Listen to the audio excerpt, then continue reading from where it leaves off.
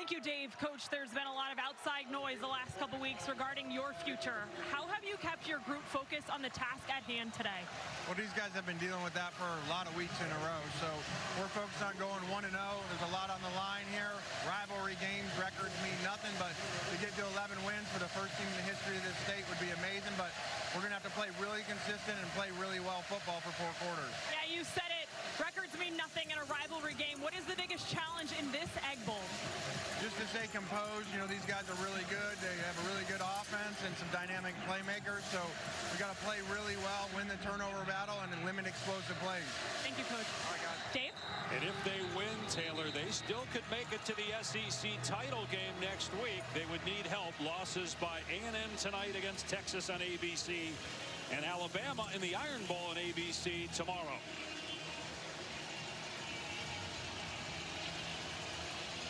Ole Miss won the toss and elected to receive.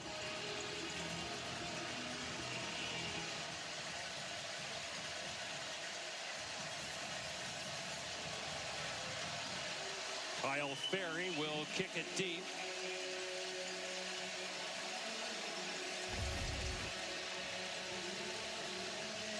Isaiah Hartrup is the deep man. Texas A&M is in the SEC title game with a win. So is Alabama. That's why the Rebels need to win and get help. It'll be a touchback. And Trinidad Chambliss, who was the backup to Austin Simmons to start the season, got his first start in the 3rd game against Arkansas, and the Rebels have not looked back. He's a transfer from Ferris State, where he won a Division II national championship last year. Since his first start, he's 3rd in the country in total offense, and he's down to his 3rd jersey. Lane Kiffin told us that both of the jerseys that he had in his locker room were stolen by Mississippi State at 1 and 3 in the morning today. And on first down, Chambliss throwing, and it's caught by Wallace. And it's a gain of 2. Only adds to the rivalry with stealing the quarterback's jersey, and Chambliss has been nothing short of sensational. You see the ball jump out of his hand as a thrower, an excellent runner, and very difficult to defend. And here is Lacey, who's been one of the best backs in the country, and he's hit hard at the 29-yard line. That was Brandon Jennings, and that would be huge for Mississippi State if they can stop Lacey. He's 6th in the country with 1,136 yards. Well, Jennings lowers the boom, but Isaac Smith back with this team. First contact, great to see him in on that tackle on this opening possession.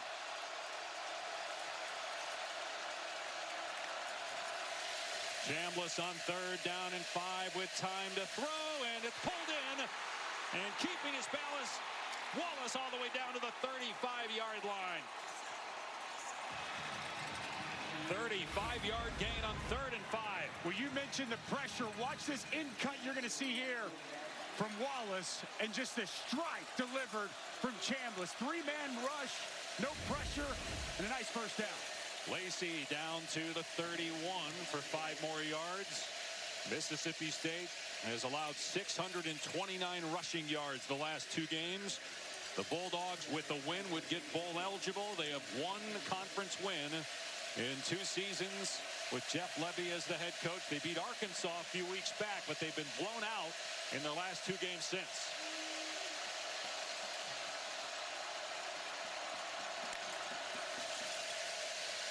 Here's Lacey again, trying to get the edge, and does.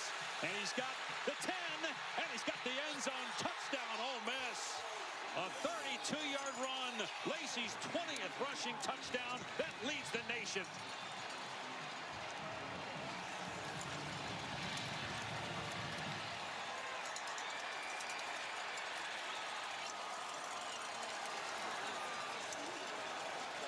What a start for Ole Miss, with the outside noise and the inside noise about the future of Lane Kiffin. Able to march down the field in less than 2 minutes and hit pay dirt.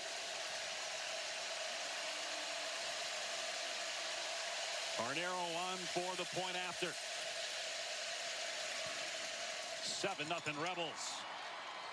Well, it's about setting edges, and this has been a problem for Mississippi State. The safety, Brylan Lanier, is going to come down and he's got to set this edge. Watch Kudus, the offensive guard 75, come out. When Lanier comes down, he's got to keep that outside shoulder free. He gets blocked, comes inside. Excellent blocking on the perimeter by Stribling. And Kiwan Lacey with his 20th touchdown and a great start for the Rebels. Ole Miss has won 2 straight Egg Bowl games, 4 of the last 5, won 2 straight here at Davis-Wade Stadium. And fair catch, so it will come out to the 25 on the touchback. Kamario Taylor. Oh, because he dropped the ball, he muffed the kickoff, so it's going to stay there. So terrible field position for Kamario Taylor at the 3-yard line.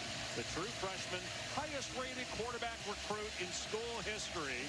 He's played in 9 games. He's accounted for 9 touchdowns, 3 rushing touchdowns against Georgia. Jeff Levy told us yesterday it was hard to bench Blake Shapen, who had started 36 straight games. But right now, Taylor gives us the best chance to win.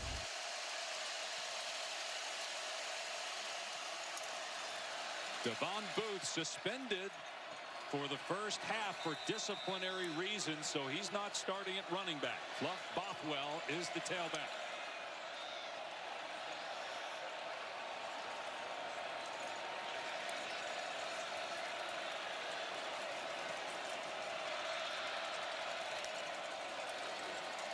Bothwell hit at the 1 and a loss on the play. Will Eccles, who's been so good all year, was in the backfield first. He has been the most consistent of these defensive linemen all season.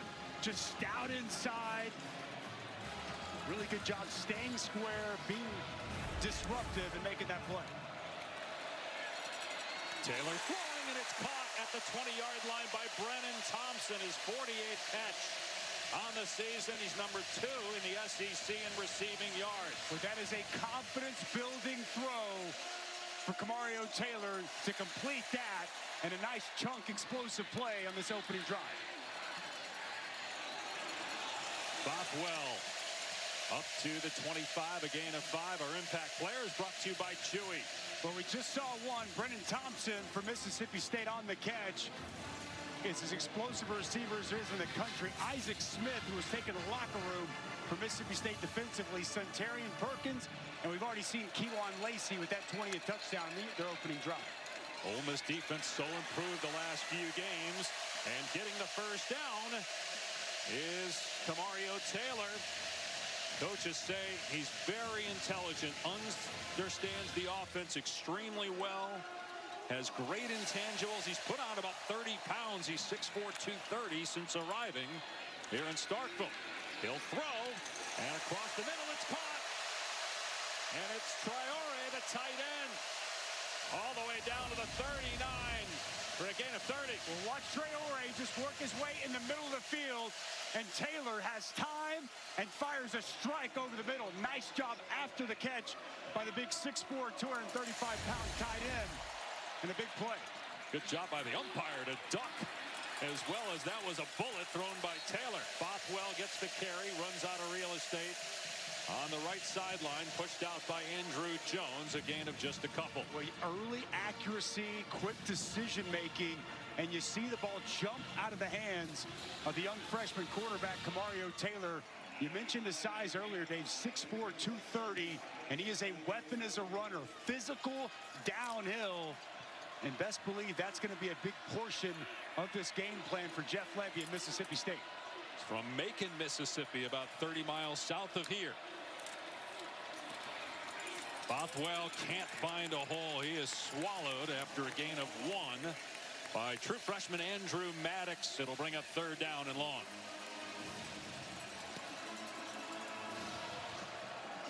The 3rd downs, Anthony Evans has been a go-to guy for this offense throughout the course of the season. Top of your screen.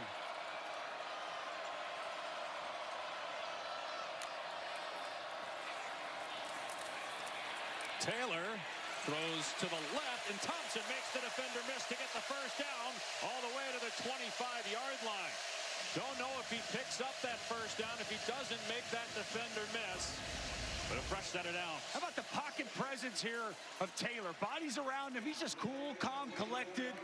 Delivers that ball with good accuracy, and you touched on it, Dave. How about that? Puts him in a spin cycle, makes him miss. An excellent job after the catch, and a really good start by Brennan Thompson. Jeff Levy said FTS, feed the stud. And the top of that list was Brennan Thompson for here today. Back to the ground game. Eccles grabs the running back. Fluff Bothwell after a short game.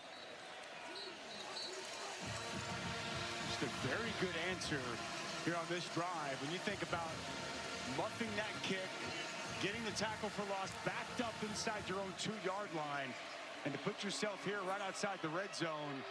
It's an ideal start here for Kamario Taylor at his first start. Taylor off the left side with room. Inside the 10. And Taylor's in for a Mississippi State touchdown.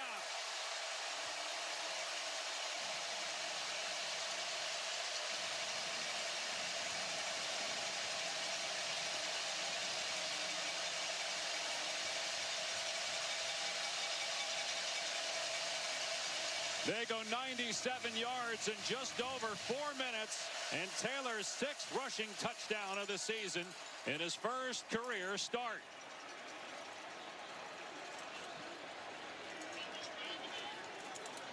Longest drive of the season for the Bulldogs. And again, Jeff Levy said, please reset the game clock to 8:50. When we met with him last night, thank you. that he didn't harp on it a lot with the team because he didn't want to embarrass Blake Shapen, who's been such a good leader and teammate. But he did feel that the move to go to Taylor energized the locker room. And you could really see it on that opening possession, along with the skill set of Kamario Taylor on full display.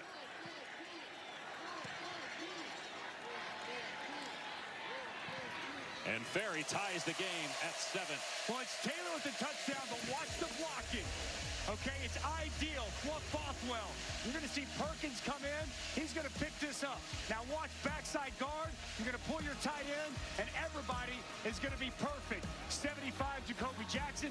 Traore gets on the perimeter, and Taylor strolls in the end zone as we're tied early. Here on ABC, Georgia Tech from Mercedes-Benz Stadium, and then Texas A&M. Unbeaten, number 3 in the college football playoff. They are in the SEC championship if they can beat Texas, but Arch Manning playing much better of late. Might have something to say about that. Touchback, it'll come out to the 25. Let's check in with Taylor. Well, Dave, Mississippi State linebacker Isaac Smith has missed the last game and a half with a lower body injury. And just moments ago, he was taken into the locker room. He came back out with a heavily taped right ankle. He's on the field right now, but he was on the sideline trying to roll out that right ankle. This is important because coaches said there's such a difference when Isaac Smith is on the field versus when he's not. He's the guy who helps create an edge for this defense, something they need right now. Yeah, Taylor, he's got a level of physicality and a presence about him, and this rivalry means the world to him. They need 2 on the field here today.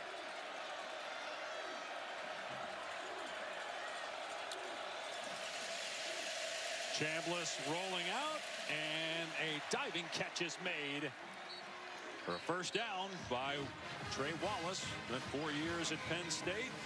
He is the leading receiver on this Ole Miss team in his first year with the Rebels and first time in this rivalry game.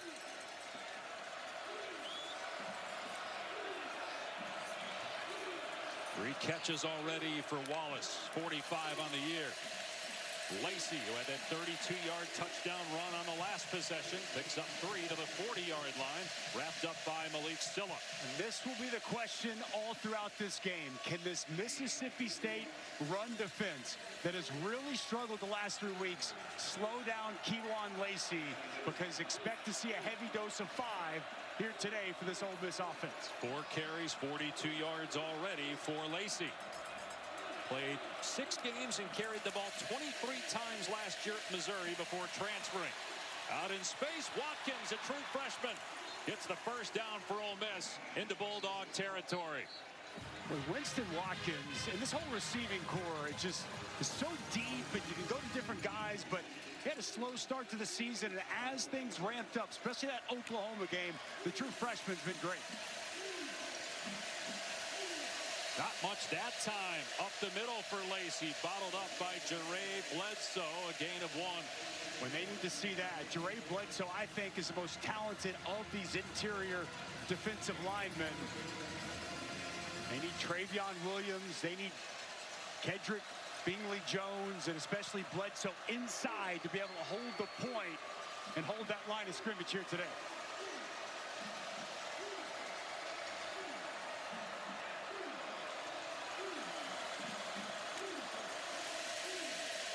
Lacey off the right side, trying to cut it back, and he gets smacked.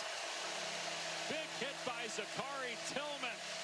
Gain of 1, 3rd and long. Well, this is what you're looking for. Watch Tillman come over the top and lower the boom. This is what they need. Nice job setting edges, forcing the cutback, and Tillman coming downhill, making a big hit on Kewan Lacey.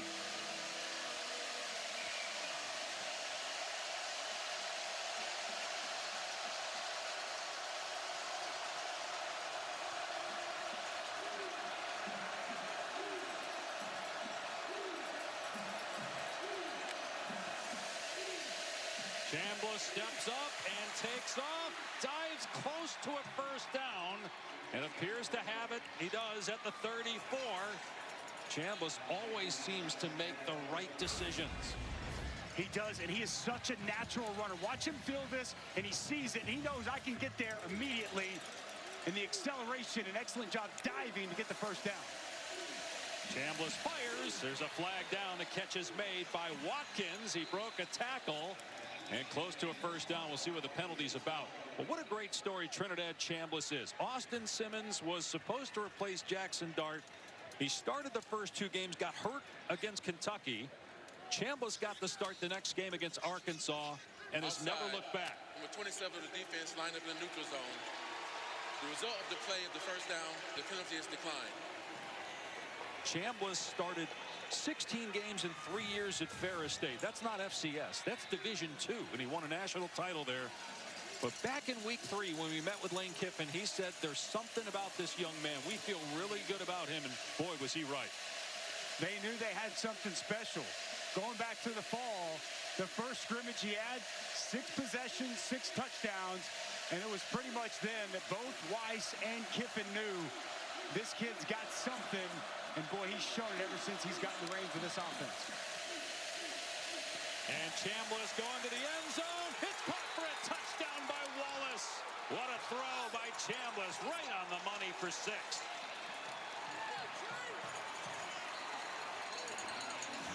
I mean, you cannot throw it any better than that. And Trinidad Chambliss has been perfect here today. 6 of 6 so far in this game. A big 3rd down conversion and an absolute dime delivered there to Trey Wallace. Talked about that leadership. And Trinidad Chambliss told us they've been laser focused. Boy, he looks like he's been laser focused with the preparation and execution so far in this game. And we asked him, have you guys addressed the noise with Lane Kiffin? Have you talked to Coach Kiffin? He dismissed it. He just said, we are focused on winning this game by target. Well, Kamario Taylor making his first start today for Mississippi State. The true freshman was outstanding. From his 2-yard line, a strike to Brennan Thompson. And how about this? Just perfect accuracy, hitting his big tight end over the middle. And we talked about his size at 6'4", 230. The quarterback counted, good blocking, but then the downhill running, just a glimpse of that opening drive of the skill set and the challenges that Ole Miss will face defending Kamario Taylor here today. Mississippi State leads the country in opening drive touchdowns, yet they've got a losing record at 5 and 6. Taylor running to the right.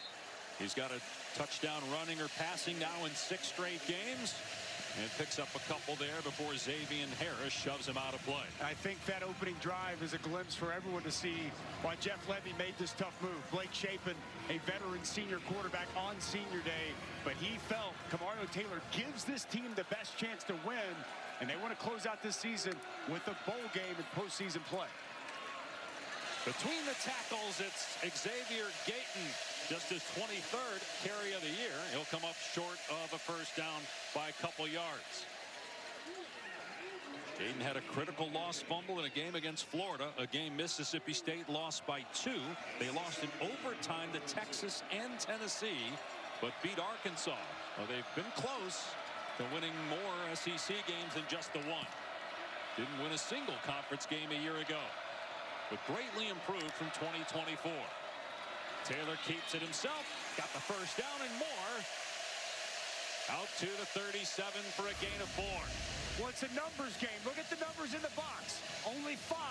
You got the numbers advantage. Now just run the football with your quarterback. Bring your tight end over. You got 6 to block 5, and you got a big quarterback. It's a good play call. Spread out the field. Get the numbers in your favor and let your quarterback go to work. They'll operate out of empty set now on first down at the Mississippi State 38. And Taylor behind Thompson, who may have scored. He's the fastest man in the country. He catches that in stride. He might be gone. Pass just a little bit behind him. One that Kamario Taylor wishes he could have back. A deep in-cutting route. Pastel's just behind him. You touched on it, Dave. Former state record holder in the 100-meter in the state of Texas. A 10-1 from Brennan Thompson. And boy, he can absolutely light you up if he gets the football in open space. First incomplete pass for Taylor. Dayton off the left side.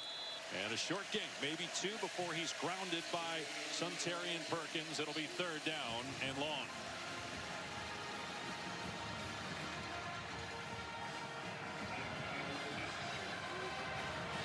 Mississippi State picked up a big 3rd down on the last possession. In fact, they were 2 of 2 on that opening drive on 3rd down before scoring. Taylor, and nobody home. Receiver run a deep route, and the ball was thrown towards the sideline.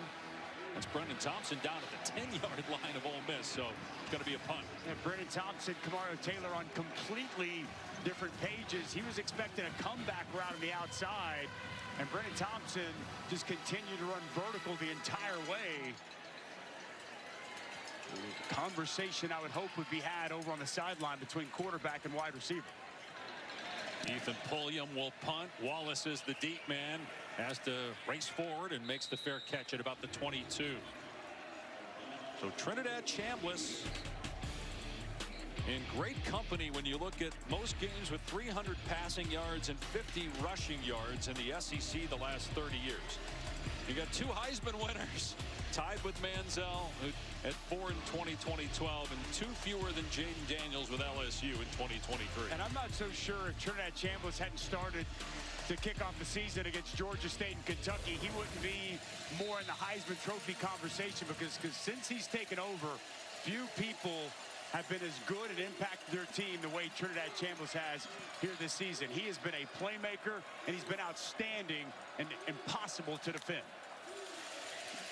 He'll give to Keywan Lacey on first down. And a gain of maybe 2 that time. Williams on the stop. I also think with Trinidad Chambliss, you think about last year, like Lane Kiffin identified after spring, we need to go get another quarterback. He said, you need more than one. They found Trinidad Chambliss, they identified him, they brought him in. And man, the way he's picked up this system with Charlie Weiss and Lane Kiffin has been pretty incredible in such a short amount of time. Said he's going to ask for another season of college football after this. Throwing deep here, and flags are down as Caden Lee, the intended receiver, got tangled up with Brylan Lanier, the safety.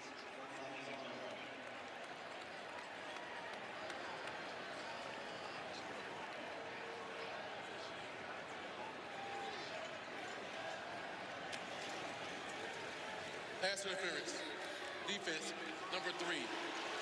15-yard penalty. Automatic first down. Yeah, Lanier knows. I mean, he's going to have Caden Lee just running down the field, going to run past him, and he just wraps him up and holds on. Very easy call for the officials, and Lane Kiffin likes what he's seeing so far from this offense. Can Mississippi State get a stop? They're going to have to get multiple ones to have any chance of winning this game. As good as Ole Miss's offense has been, you think about it, the one loss they had was at Georgia. They scored 35 points in that game. They actually led Georgia in the 4th quarter by 9 before the Bulldogs came back to win. Off play action, Chambliss on the move, and he hits Lee in the open field for a first down, all the way to the 40 of Mississippi State. That's a 21-yard gain. I mean, whether it's from the pocket, it's moving to his right, the accuracy on the move, and playmaking ability is off the charts here early in this game from Chambliss. Lacey, downhill run, picks up about 4. Give credit not just to Lane Kiffin, but also Charlie Weiss, the play caller, for how they've worked with Chambliss to get to this point. And Kiffin told us this week, I knew he'd be good. It was handling the situations like in Norman when they went and beat Oklahoma, because again, he's been playing in front of small crowds at Ferris State. Now you're playing against Oklahoma on the road and having great success. Just nothing phases him as Lacey gets 4 more, bring it up 3rd and 2. Let's check in with Taylor. And he told us there were nerves before his first start against Arkansas, but it was after that game he realized I can play in the SEC, and his confidence has continued to grow. Sky high right now, as we're seeing in his first taste of the Egg Bowl here in Starforce. We're going to keep it on the ground in 3rd and 3. And Lacey gets hit hard by Jerron Manning for no gain. And Ole Miss going to keep the offense out there for 4th down. Boys, Jerron Manning, watch right here. Also 11, the freshman Tyler Lockhart. Watch these guys come downhill and deliver a bowl of tag team action. They're on Kewan Lacey, and as expected, 4th and short. Ole Miss going to go for it. They will direct snap it to Kewan Lacey in these spots. And you're right on it. Lacey's got the first down.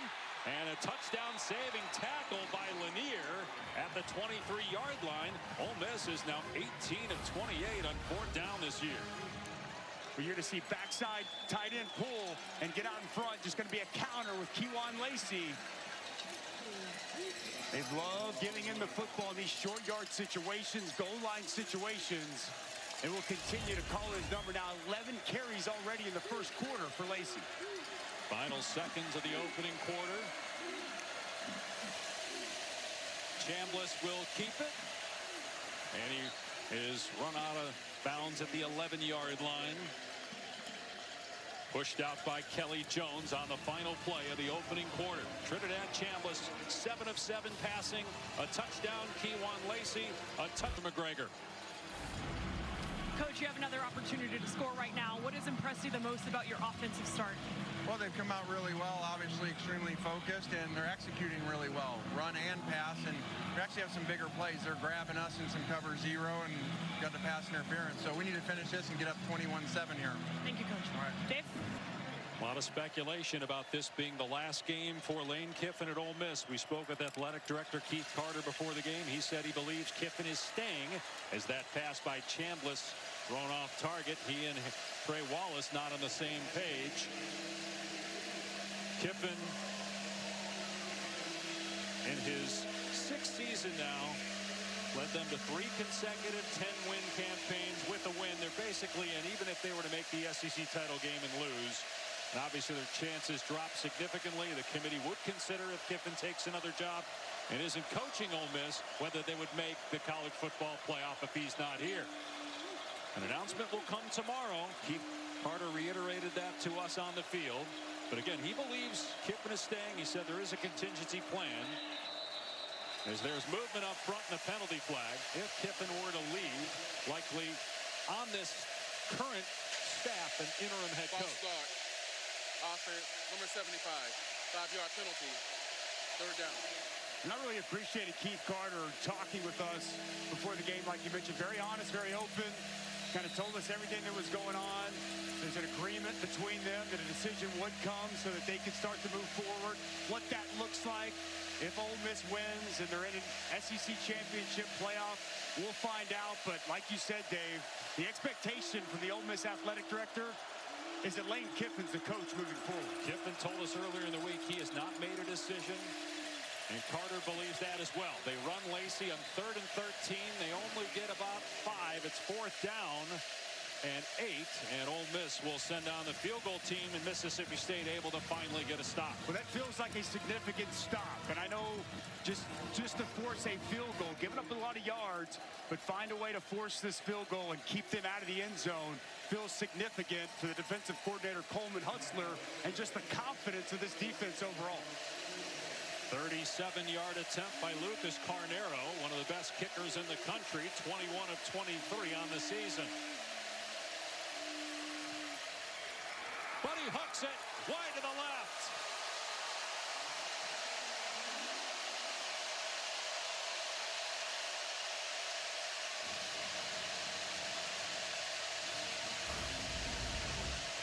Well, the snap looks good, the hold gets down, and he just pulls it. Wide left, a rare miss for one of the best kickers in all of college football. Now Kamario Taylor going to get the ball with a chance to try to tie this game up. Just the third miss all season for Carnero. Jeff Lebby loves it. That's what they need, something to feel good, positive. A defense can go over there and look at each other and start to build off of that. And now we'll see what this offense does after the defense gets a stop. 36 rushing yards and a touchdown for Taylor. He's in trouble on first down, able to escape. Get back to the line of scrimmage and up to the 22. Should have lost a handful. Instead, he gained 2 yards. Well, this is part of it.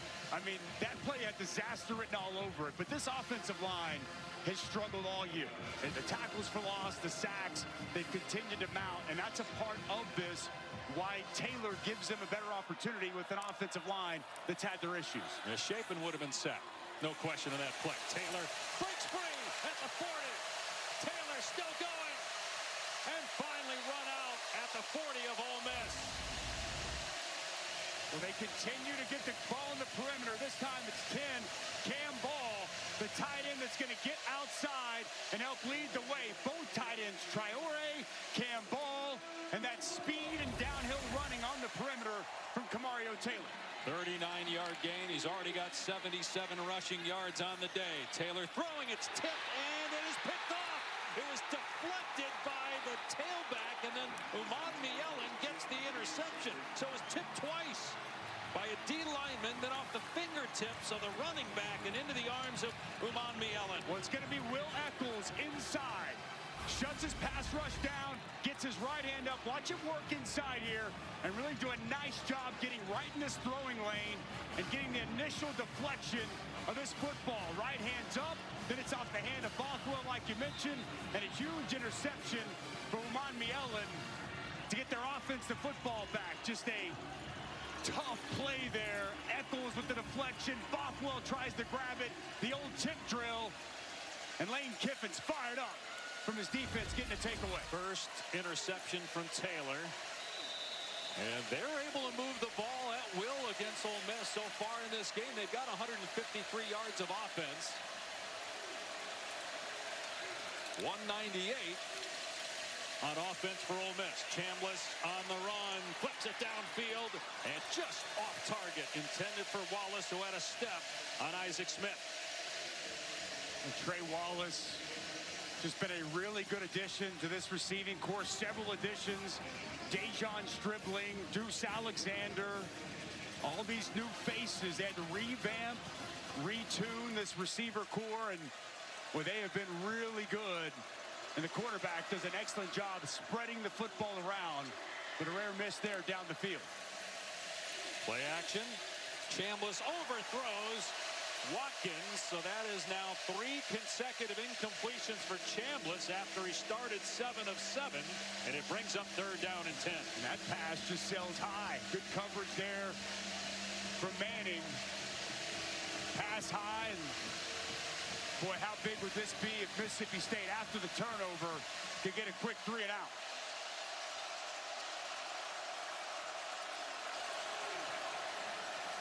Daquan Wright's one of their favorite, Daquan Wright, favorite target, 3rd downs.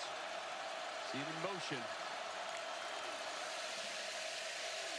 Just a 2-man pressure, and Chambliss taking a shot, but overshoots Watkins.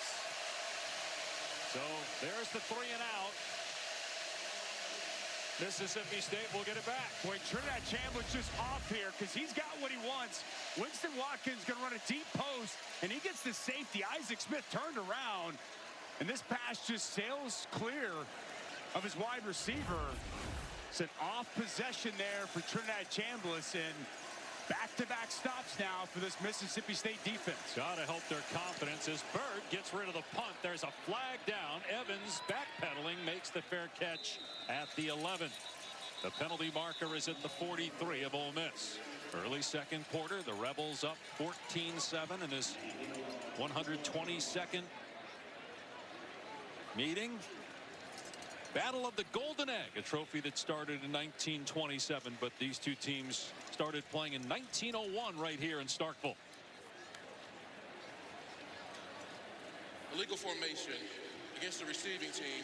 Number 88 of the defense was lined up over the long snapper. 5-yard penalty will be tacked on to the end of the kick. First down.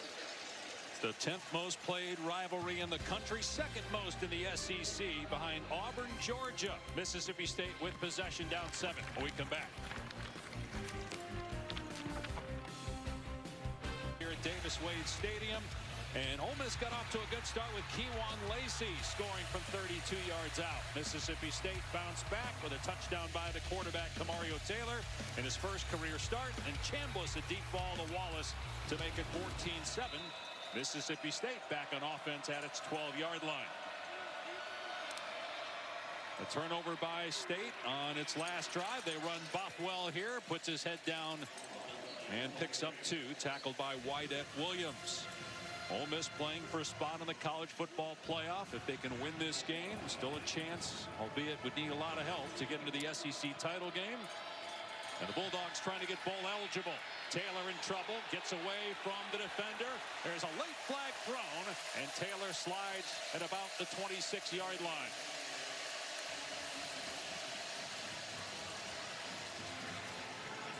I think it's going to be a hold on the right tackle, Albert Reese. Holding. Offense. Number 76. Half the distance to the goal. Second down. Well, Cam Franklin throws his arms up, and I think it draws the attention of the official, draws this flag. I didn't see a lot, but when he threw his hands up, sometimes as the defensive lineman, you can sell it. It looked like he did a pretty good job trying to sell that hole, but well, that negates a really big pickup there by Taylor. And the official took a few more seconds before, I don't know if he had trouble getting his flag out or if he wasn't sure that he was going to throw the flag before he finally put the penalty marker down. Taylor in trouble on his goal line and gets hit as he throws the ball away. Incomplete pass. There is a flag down in the area of offensive holding again. It was Xavier Harris that looked like he was getting held. Eccles as well.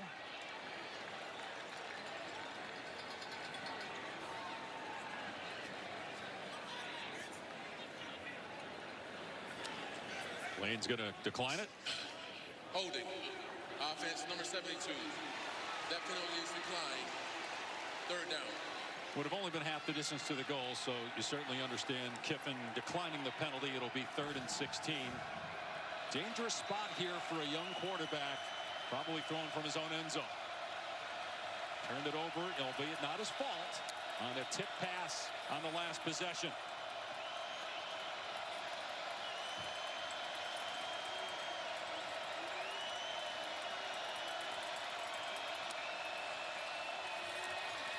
Taylor from the end zone over the middle, caught Bothwell, wrapped up at the 15.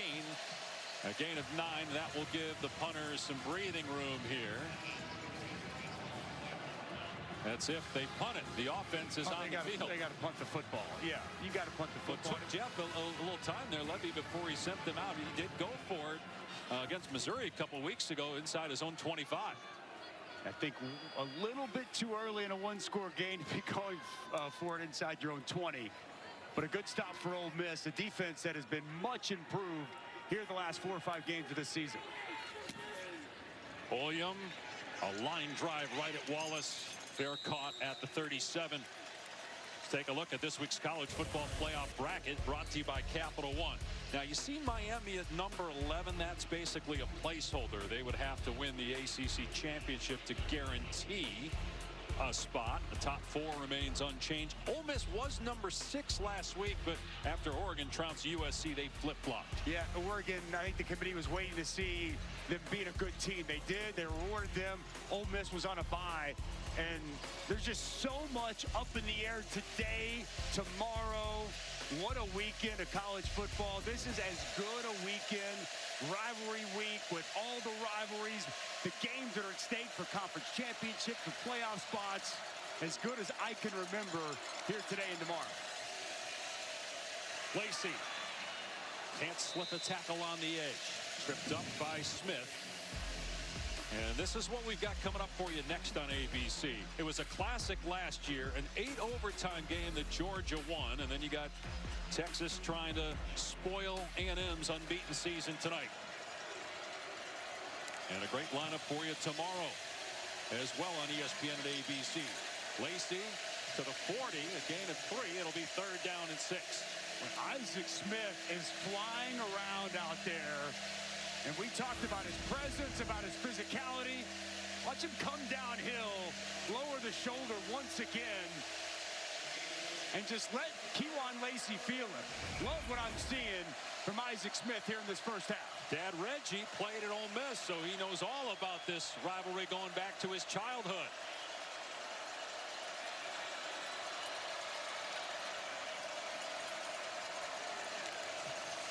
Chambliss to the air on 3rd and 6. Pressure off the edge. Pass to the sideline.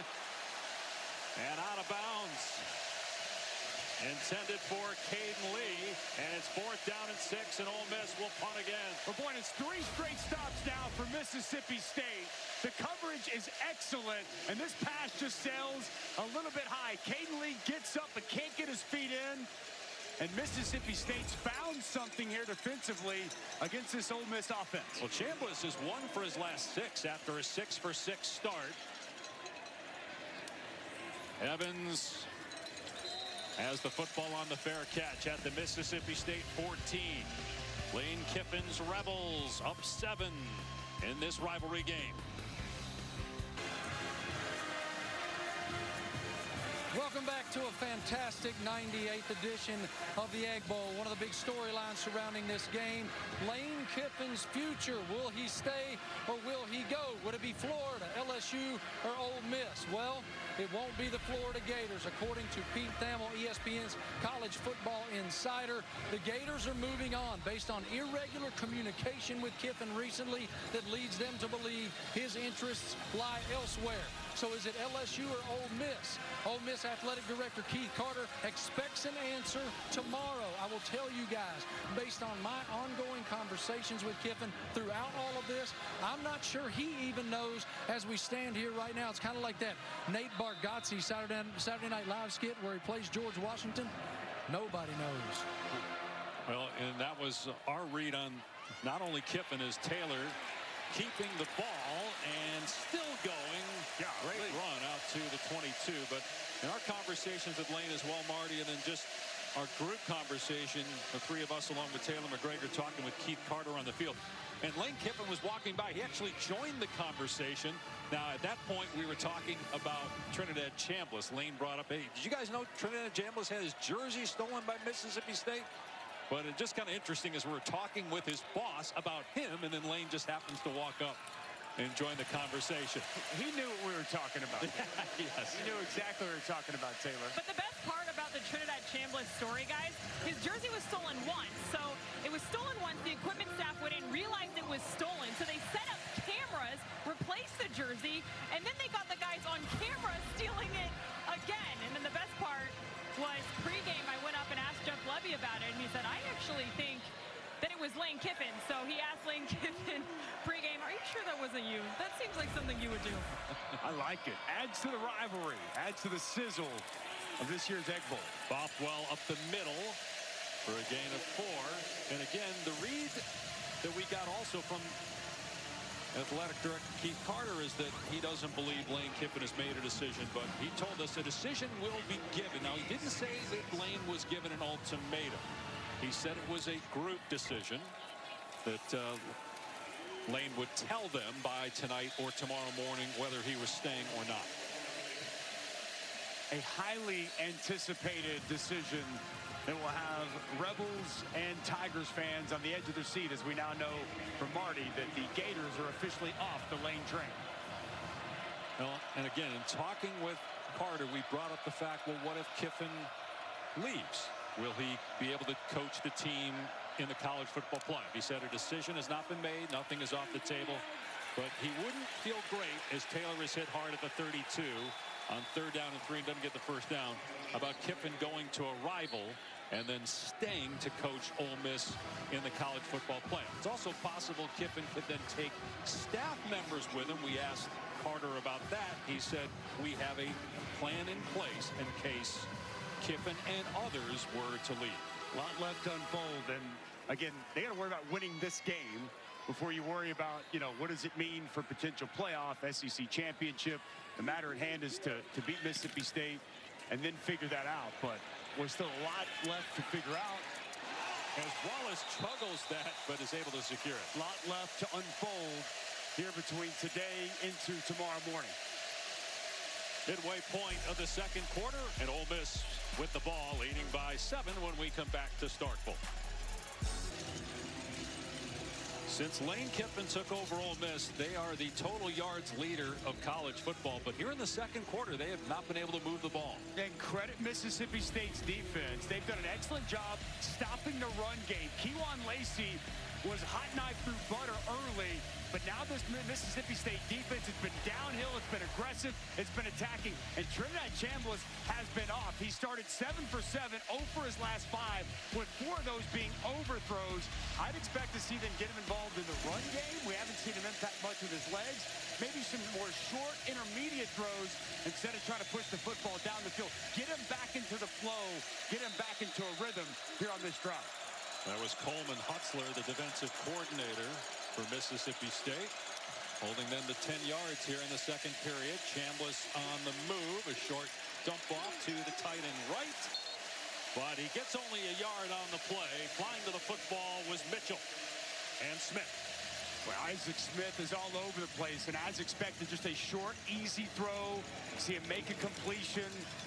But that Bulldogs defense up to the task, flying around. Nice job for a minimal gain. Chambliss had been 0 for his last 5 before that completion. His pass caught, but an immediate tackle is made by Lanier on Watkins at the 24, a gain of 6. And tackling has been a real issue for Mississippi State. But good tackling once again. Lanier, watch, as soon as this ball is out, he triggers, goes downhill, and it's catch tackle. Pressure coming off the edge. They're going to change the play at the line of scrimmage. That corner was coming. They caught it. Will they call it off? Mississippi State checked, as Ole Miss does.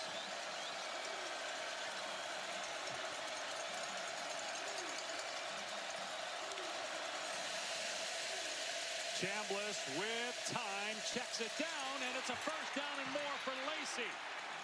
A gain of 15 to the 39-yard line. Well, few people in the country make defenders miss like Kewan Lacey, and you'll see it on this 3rd down. Lanier's going to come downhill, and he's hugging air. Little hesitation, sidestep, and actually yards after the catch. And a big 1st down from Kewan Lacey. 25 catches now for Lacey. He's a good receiver out of the backfield. Again, barely played at Missouri last year, transferred to Ole Miss, and is now a finalist for the Doak Walker Award. Another pass play. Chambliss hitting Deuce Alexander on the perimeter for a handful. And this is the adjustment we've seen now this drive. You notice short, more intermediate throws, just quick hitches. Tight end, running back out of the backfield. We saw the last couple of drives pushing the ball down the field more. Chambliss was off. He's on here in these short, more intermediate throws. Maybe taking a shot here, though, but everybody covered, so Chambliss finding a running lane and diving to the 1st down marker at the 49-yard line. A new set of downs as we're inside 5 minutes to go here in the second quarter. Ole Miss with all of its timeouts and the official 2-minute timeout as well. That's just making things happen. Not much down the field. It's a muddy pocket, just patient, and he finds a little space to move the chains. Got 6 rushing touchdowns on the season. Accounted for 51 total touchdowns at Ferris State last year. And here's a shot play, and he's got a wide open man, but he overthrows Winston Watkins. Penalty marker, though, in the secondary. We saw interference called in Mississippi State in a similar situation earlier. Jerron Manning was in coverage that time. Holding. Defense, number 13. 10-yard penalty. Automatic first down. And Jerron Manning's going to get the hold. You'll see him working right here. A little bit of a double move here from Winston Watkins. Fakes inside, then works back out. And Jerron Manning knows he's beat. He gets that tug, and it draws the flag. First down at the 41 of Mississippi State. Chambliss design run upended at the 40-yard line. That was Hunter Washington on the hit. Ole Miss trying to win 11 games in the regular season for the first time in school history. Their total wins of 11 back 2 years ago included a bowl. That was the first time that's happened. It's the greatest stretch of football in program history, and this is one of the biggest games in school history. As the ball comes out, the arm hit of Chambliss, and it's still loose, recovered by Mississippi State. And some pushing and shoving after the play, and now a flag.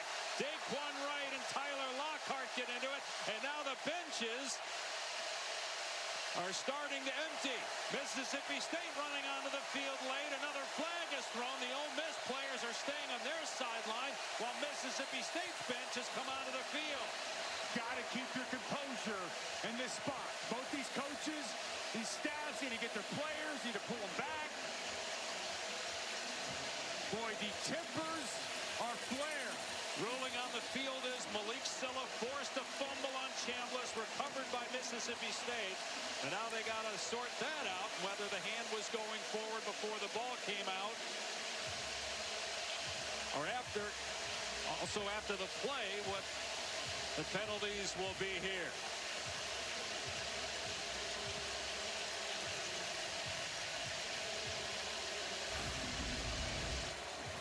Let's first look to see if this is indeed a fumble,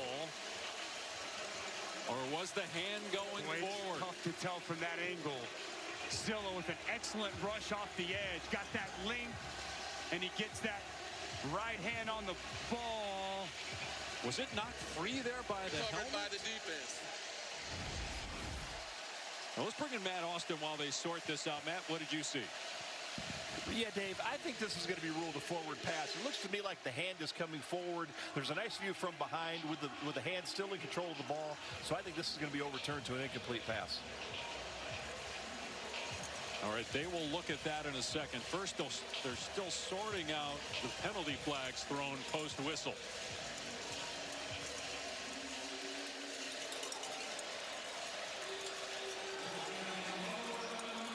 Well, that feels like a rivalry, doesn't it, Dave? But to your point, you got to keep your composure. You just get a takeaway. You don't want to hurt yourself. You got potentially the ball at your 34. You don't want to start throwing punches and get backed up. And both sides. I mean, it was coming from both sides. As we'll see here off the edge. Really good job dipping, turning that edge, getting to the arm of Chambliss. Do you see firm control with a hand going forward there? It is tough for me to tell. Matt Austin was pretty convicted in what he had to say. I think it's a really good look right here. Got to be clear and obvious. It does look to me, I agree with Matt Austin. It looks to me like he still has control of the football when that arm starts to come forward. So Daquan Wright looked to be the one initiating all that. And then there's Daquan Wright. Lockhart's a freshman. They're locked up over there. You got people grabbing each other's face masks, and coaches start to get involved. The scrum just kind of starts moving, and everybody's pushing. Looked like 51 might have Like Townsend came in. And you got the Mississippi State players running onto the field from the bench, too. They got to sort that out. But we have ejections as well as first and foremost. What is this going to get overturned? And I agree with Matt Austin. I think it's going to. It would make it 3rd down and 8, Ole Miss.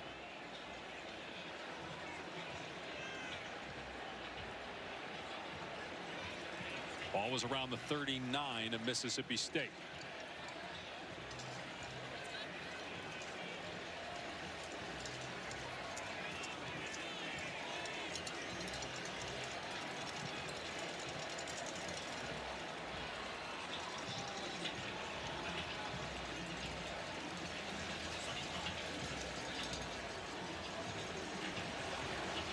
So there's a lot to sort out here, because if it's overturned, and we believe that it will be, that there was clear video evidence to overturn it, go back, figure out exactly how much time's on the clock, the down, where to spot the ball, and then figure out, okay, how many penalties are being thrown, what's the yardage, and is anybody ejected, because there were punches thrown.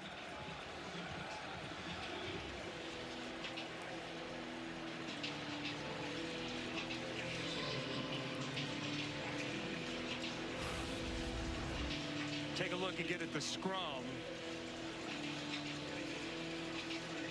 See any.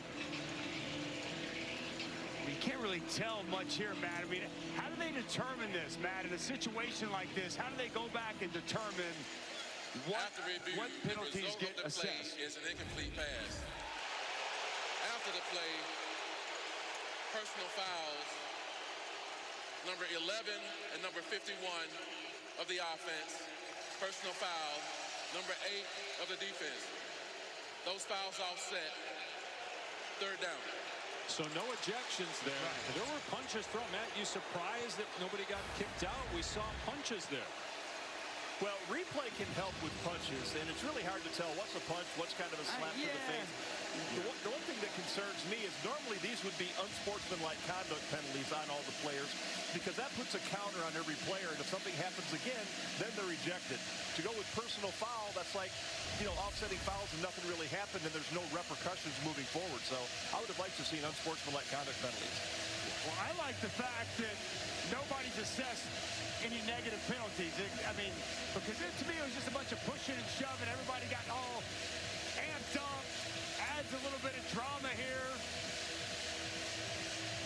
Well, the other replay looked like Isaac Smith threw a punch and missed, and Daquan Wright threw a punch from that first angle that we showed you. But offsetting penalties, replay overturns the fumble, so an incomplete pass, 3rd and 8 now at the 39-yard line.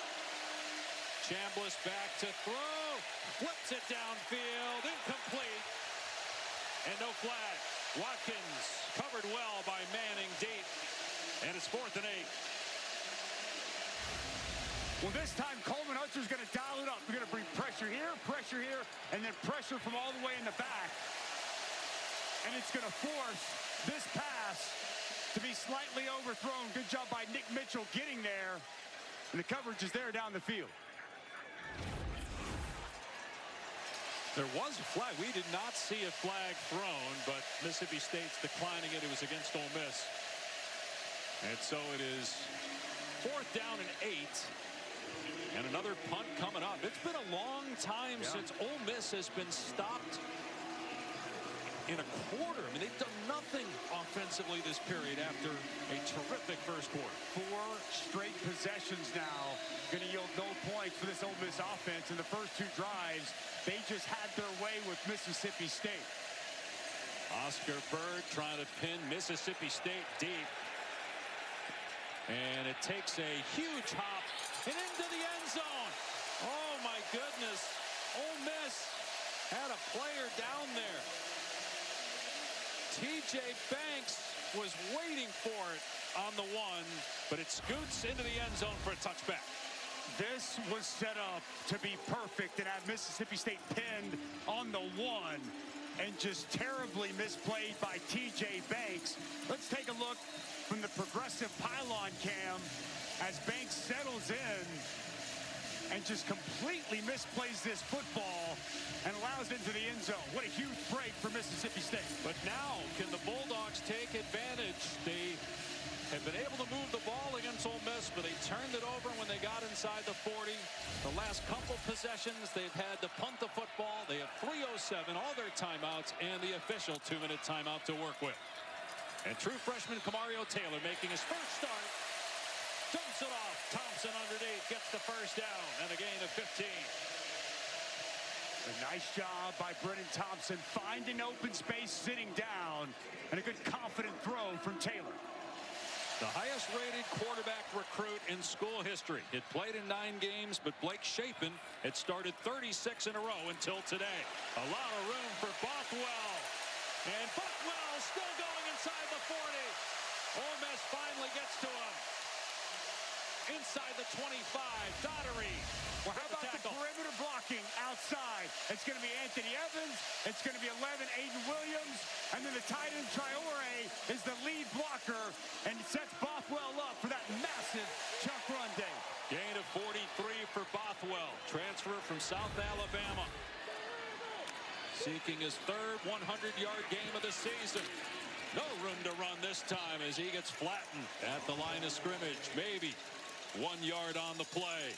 This staff loves Fluff Bothwell, and he had a very good start to the season, and then he's banged up. He missed the Florida game. He missed the Texas game. He's back fully healthy, and you got a glimpse of what's down there throwing the ball today, Kev. J.J. Buchanan in the end zone. 10-7 Utes. Back to you, Dave and Dusty.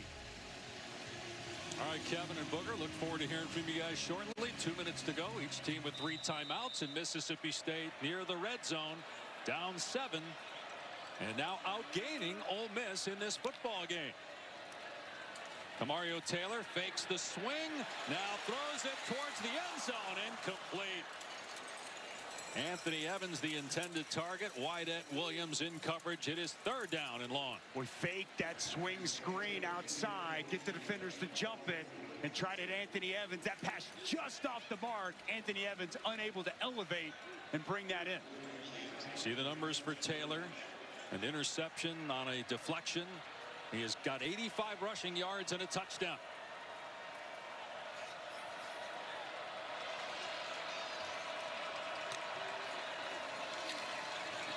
On 3rd and 10, it's through the hands of Evans, and he was right at the line to gain. Would have been close to a first down. Instead, it's 4th down, and here comes the field goal unit. Timing just slightly off. This ball comes out just a touch too early. Evans, as he's out of his break and he turns, that ball's on him too high. I mean, just a beat too quick out of the hand of Taylor, and Evans unable to pluck that football. Kyle Ferry, who is 11 of 14 on the season, will attempt a 40-yard field goal to make it a 4-point game. And Ferry nails that one. And it's 14-10, Ole Miss. Well, we wondered, would Ole Miss be distracted with all the outside noise about Lane Kiffin? We were assured by players and assistant coaches they wouldn't be.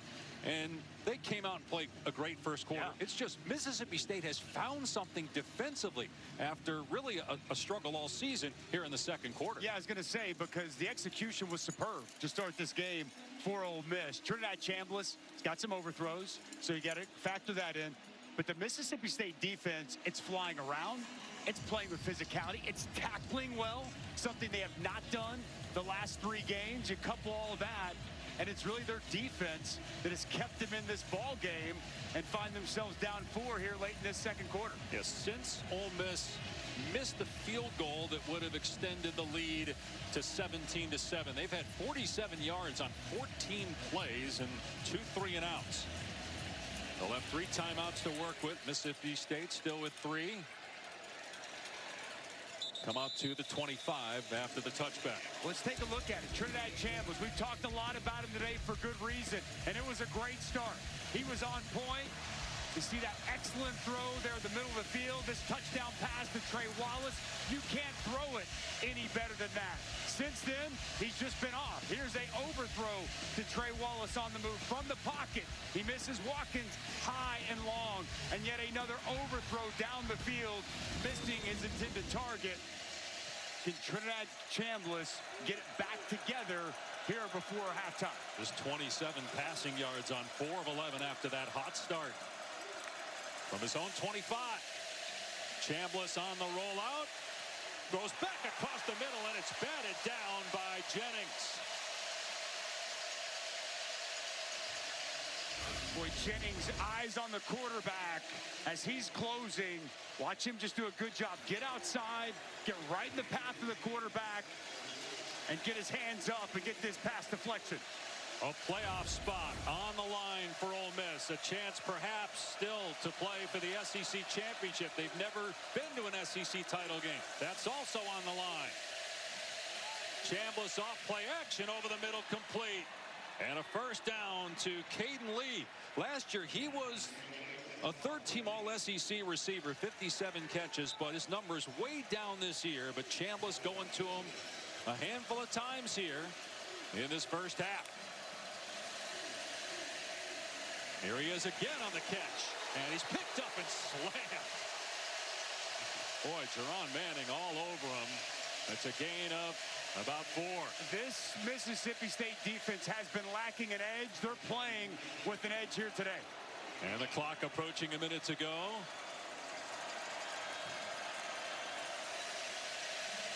Chambliss.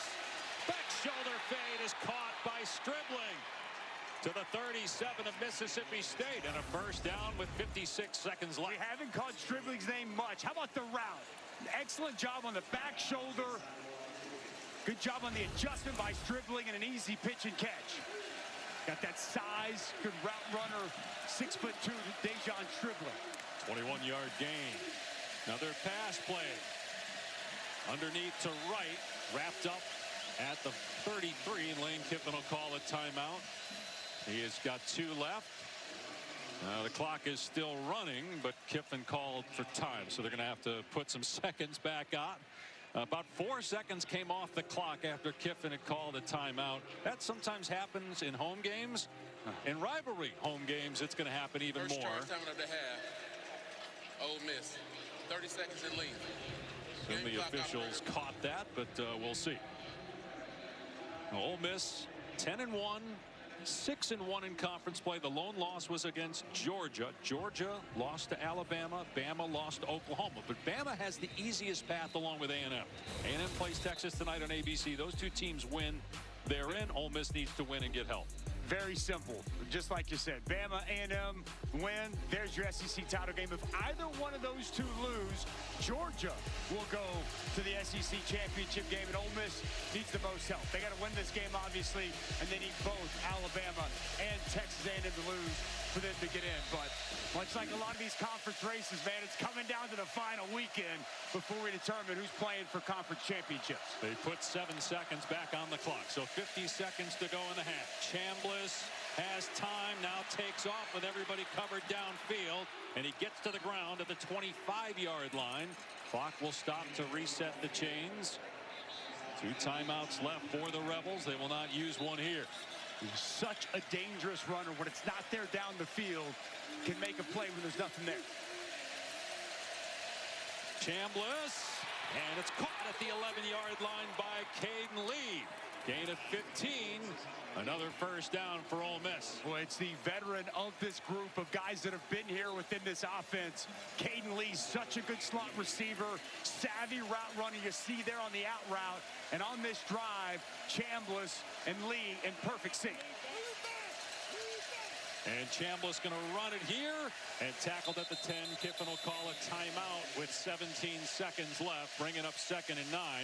Boy, Mississippi State can hold Ole Miss to 3, knowing that it will get the ball to start the second half. The Rebels will. That would be huge. And their attempt to pull this upset and get to 6-6 and get bowl eligible for the first time in 3 years. It feels like this possession here at the end of the half, a lot from momentum standpoint. Mississippi State's got to be feeling good defensively about what they did after those first 2 drives. But if Ole Miss can score right here going in, I think that kind of flips it. Now all of a sudden Ole Miss is able to take that momentum going into halftime. So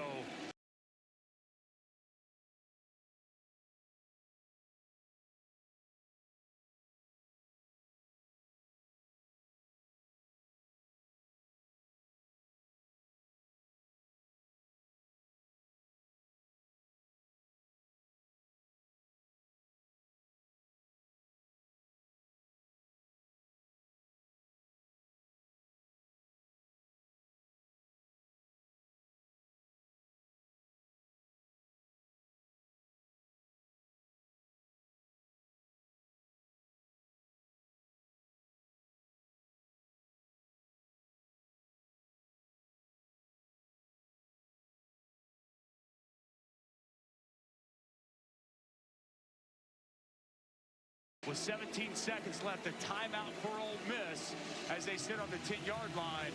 Very important for how this plays out here before the break. Ole Miss wins and essentially is in with a loss. They dip to about 42%. And again, the committee would have to consider if Lane Kiffin leaves to go to LSU or somewhere else, whether to penalize Ole Miss for not having its head coach. Chambliss, fade, scribbling. He's got it. Touchdown, Ole Miss.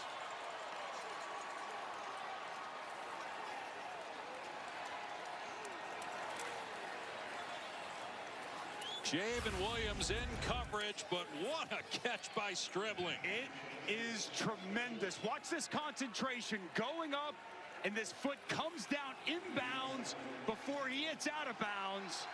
Just incredible concentration, fighting through the contact, possessing the ball. That right foot comes down in bounds. That's just a tremendous individual effort by Stribling. Little push off there that was not called, but he completes the process of this catch, and it's a big touchdown for Ole Miss before halftime. With 12 seconds to go. So Trinidad Chambliss with his second touchdown pass of the game. Stribling, Oklahoma State and Washington State transfers fourth receiving touchdown.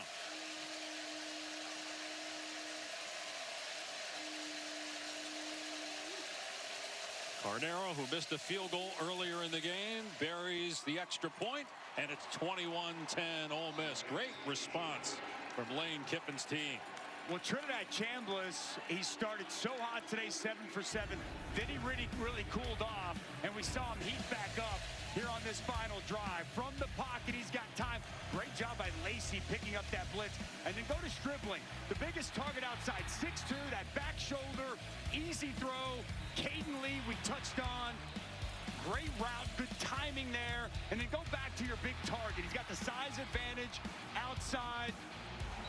And Lane Kiffin loves seeing that before halftime as his team takes a 2-score lead going into the half. On that drive, Chambliss 6 of 7, 67 yards and a touchdown for the Division II transfer from Ferris State.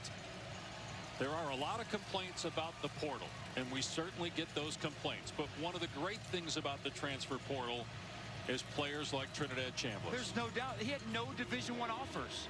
He has to go to Division II, and he does a great job at Division II. He leads them to a national championship a season ago. But he wanted to level up. He wanted to see how he could compete at this level of football, and there have been few that have done it better since he's taken over this offense than Trinidad Chambliss. And he's looking to play one more year. He's going to file for a waiver to play next season. He had a medical red shirt along with just a normal red shirt at Ferris State. At 21, he redshirted. 22, he told us he medically redshirted. And then 23, 24, obviously was a part of that program at Ferris State. But based off what he told us, it sure seems like he's going to have a very good case and more than likely have the chance to come back and play another year in college football. Where that will be, who knows? In 2020, who knows? 5 and beyond. We don't even know where the coach is going to be.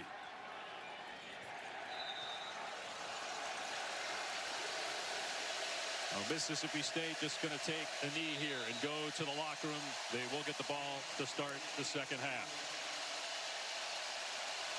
310 yards of offense for Ole Miss, 234 for Mississippi State, and a total of 31 points scored.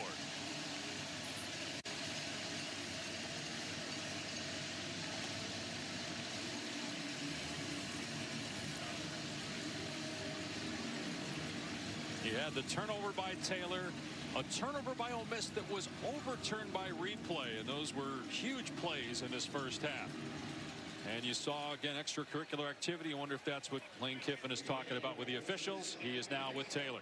Thank you. We just saw you have an extended conversation with the referees. What were you saying? Well, we just try to play clean football, man. We try to execute and play really good football. For a whole sideline to try to fight and leave their whole sideline, including their athletic director, I've never seen like it. So I'm just reminding them, like, we're trying to play football here. We're not trying to start a fight so, you know, our university can get credit for fighting people. How will you address the fighting with your team at half? Well, we're good. Our guys stay on the sideline like they're supposed to. So we got to execute better in the red zone on offense. We did there at the end.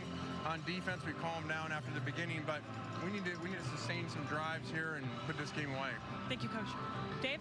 And backups this year, and one of them was until today, but both were very impactful in that first half. Yeah, Trinidad Chambliss really bookend that half. He started 7 for 7, he closed 6 for 6. It was accuracy, playmaking, on the move. And for Kamario Taylor, his first ever start here today, we saw him impact with his legs, 85 yards.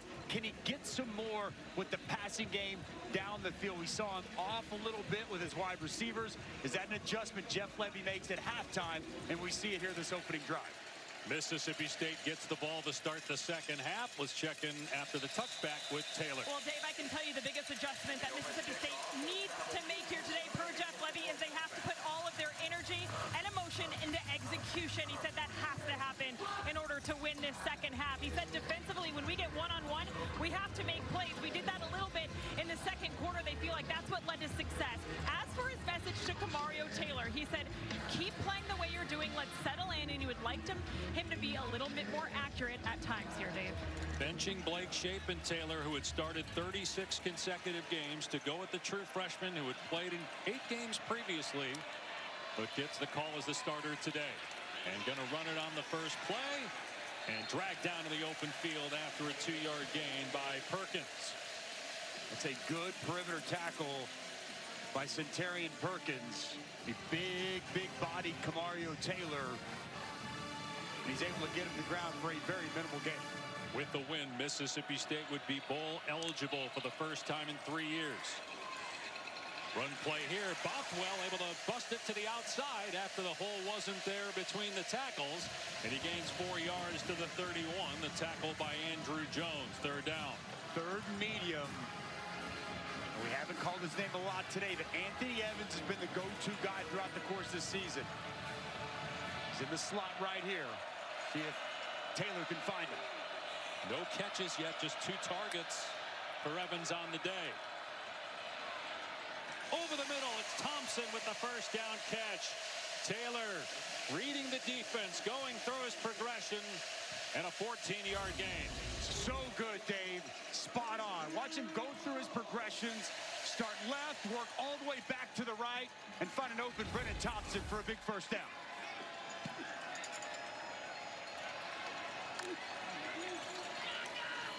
Bothwell on the delay with room off the left edge.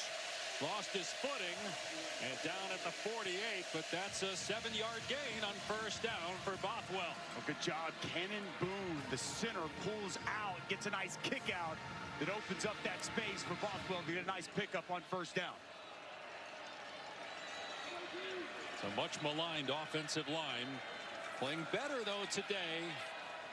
Helping the run game and protecting Taylor. On the rollout, Taylor dumping it off to Bothwell and leveled at the 47-yard line. Another hit by Perkins and a short gain. Bring it up third down. Well, last year, Centurion Perkins was more of a designated pass rusher. This year, he's done a much better job being able to tackle out in space. We've seen him twice now with good tackles on the perimeter on this drive. And keep it in Taylor's hands and run the football on this 3rd and short. Got 8 9 carries for 87 yards. Instead, between the tackles, run for the tailback, Bothwell. And a first down for Mississippi State. Gain of 8. Well, the interior of this offensive line does work here and opens up a big hole for Bothwell as he hits it downhill. They've been able to move the ball throughout the game on Ole Miss, but just 10 points to show for it. The blitz is picked up. Taylor takes off. He absolutely levels Eccles, a defensive lineman, just bounces off of him, but eventually brought down by Daugherty after a short pickup of 2 or 3. You mentioned the pressure. Watch this pressure come. Watch Bothwell go low on Daugherty just to give Taylor a chance to pick up something. Really good job. And blitz pickup there by Bothwell. Well, how about the forearm shiver to the defensive lineman by the quarterback? By the way, Devon Booth is in for the first time. He was ineligible to play in the first half. Disciplinary reasons. Taylor.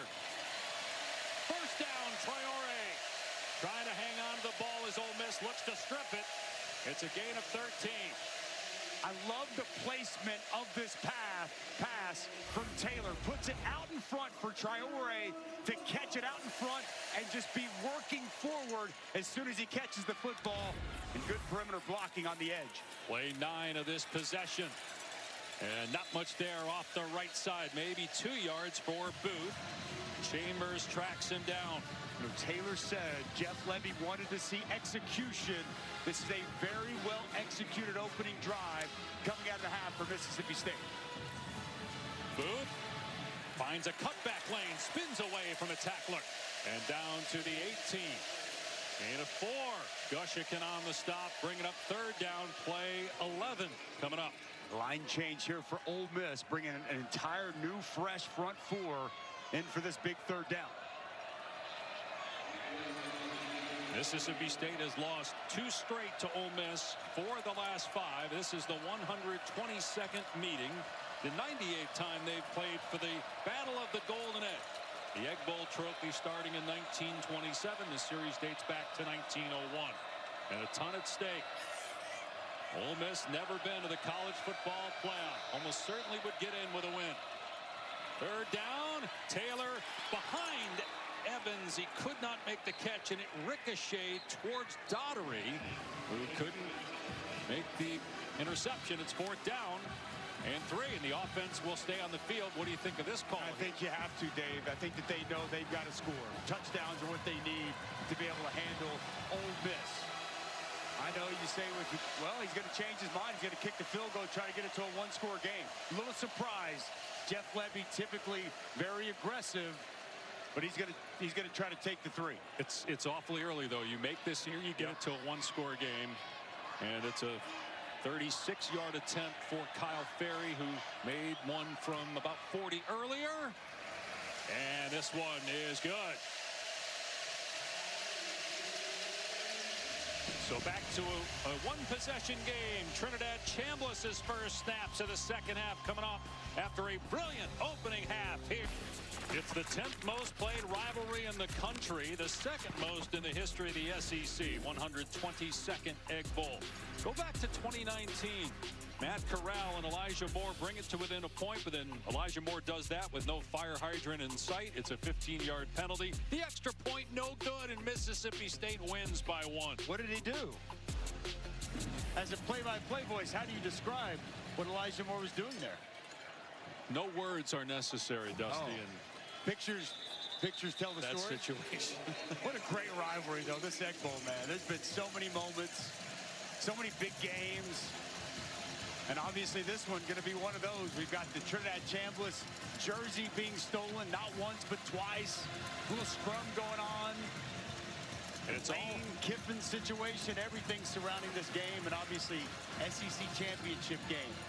College football playoff, a bowl game for Mississippi State. So much on the line, so much at stake here today, Dave. all on Black Friday. Is Lane Kiffin for sale? Might take 16 or 17 million to get him. I thought Black Friday you get deals. That doesn't sound like much of a deal, Pat. Lacey getting to the outside. Stiff-arming a defender at the 39 for a gain of 14. It was Kelly Jones out there trying to tackle him. How about the vision here by Kewan Lacey? And see the jump cut. He's just so light on his feet as he finds the open space, and then that burst to get a big gain. Nice stiff arm there on Kelly Jones. 89 yards now for Lacey, in trouble here in the backfield. And able to get back to the line of scrimmage. Grounded by Tillman, but no gain on the play. Much better there by Nick Mitchell, 40, setting the edge, forcing Kewan Lacey back inside to his help. Really well done there on first down. Ole Miss 113 rushing yards after Mississippi State gave up almost 700 rushing yards. The last two games, losses against Georgia and Missouri. Chambliss with time. Deep ball and through the hands of Wallace. Incomplete with Javen Williams in coverage. Penalty marker is down though. Holding. Defense number 15. 10-yard penalty. Automatic first down. That's the third time we've seen either defensive holding or defensive pass interference on a deep ball. Javen Williams working on Trey Wallace. Top of your screen, gets that right hand, gets the grab, that draws a flag. And then Trey Wallace, as he's tracking that ball, not able to get back over and complete that catch.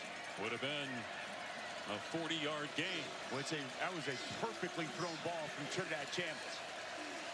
Logan Diggs in and now at running back. First down at midfield after the penalty. Chambliss stepping up, trying to find some room to run. And he's able to get a couple yards to the 48. Very savvy in the backfield about knowing when to run and finding the running lane, not taking a big hit. Isaac Smith had pressure. Isaac Smith dialing up some heat there from Coleman Hutzler. He comes from that safety position, and it's a nice job by Chambliss getting a couple of yards. Here's Diggs. And he gets picked up and planted after a 3-yard gain. A flag is down. Manning and Smith team up on the tackle. Only one penalty on Ole Miss so far in the game, 4 on Mississippi State. This might be hands to the face. Personal foul. Hands to the face. Defense number 23. 15-yard penalty from the end of the run. Automatic first down. It's on Travion Williams. That's penalty number 5 now for almost 60 yards on the Bulldogs. Travion Williams going to get his hand up in the, right here. You can see on the left side of your screen. He's going to get his hands in Jaden Williams' face mask. Easy call. And he kept it there, and he got full extension. And if you celebrate penalties like Lane Kiffin, full swing on that 15-yard penalty. Mississippi State with turnovers and penalties, not helping itself, trying to pull the upset. Been 5 years since they've beaten a top 10 team. Between the tackles run for Diggs. Down to the 28, so just 2 yards there. Last week, Ahmad Hardy of Missouri had 300 yards, the most in the FBS this season. And again, just 120 rushing yards for Ole Miss as a team.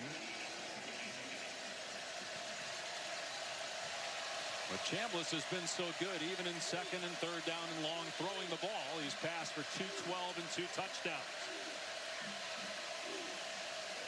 Lacey back in as they go from the pistol here on 2nd and 8. Lacey hit hard again, and that's Zachary Tillman, who's delivered the wood a few times. He's shaken up. You had Malik Silla in there too. Well, Tillman, you mentioned it multiple times today, just bringing the hack. 235-pound linebacker. Big hit, but still down on the field. Wonder if Silla fell on his leg that time. Friendly fire from a teammate, or if that was just on the hit that Tillman delivered. You played in, obviously, the Oklahoma-Texas rivalry, Oklahoma-Oklahoma State rivalry. Feels like the pads pop louder in these games. Oh, absolutely, they do. The physicality is cranked up. The intensity is cranked up. I mean, this is bragging rights, brother. I mean, this is in-state. You're playing for a trophy. You're playing for that egg. Everything else that's at stake, there's no doubt. Let's not kid ourselves. There's no love lost between these two programs. As Jeff Levy told us yesterday, this rivalry is all about hate. That's bringing some serious collisions on the field here today. He said Ole Miss looks down upon us, and he coached at Ole Miss for Lane Kiffin when he got the job. The Ole Miss coach has said Mississippi State, they can't stand us. 3rd down and 6. Chambliss throws high and incomplete off the fingertips of Wallace. It's 4th down, and here comes the field goal team. Boy, just the drop here by Trey Wallace. This is a well-designed play by Charlie Weiss. Gets exactly what he wants. Isaac Smith turned around and off the fingertips of Trey Wallace. And the frustration there from Chambliss knowing they just missed a golden opportunity to get one step closer to that golden egg. Now, Lucas Carnero missed a 37-yard field goal, just his 3rd miss of the season. First inside 40 this year. This will be outside the 40, 43-yard attempt officially. And it's hugging the right upright, but it hooks at the end, and it's good. So it's 24-13, Ole Miss.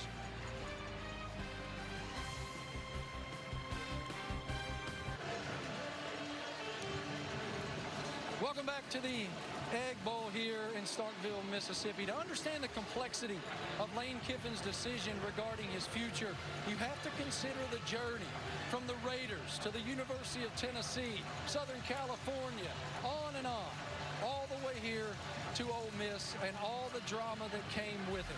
But you really have to consider the last 4 years, starting with the 2021 Outback Bowl. He told me after that victory, he looked at the pictures and he said, man, I was so fat, I looked like one of those anaconda snakes that had the food lodged in its throat. That brought about change. What started with no red meat and no sugar turned into sobriety. And with that for him came tremendous fulfillment and emotional clarity. He told me, I'm so grateful I made those changes so that my father, Monty, an icon in this game, could see the very best version of his son before he passed, Dave.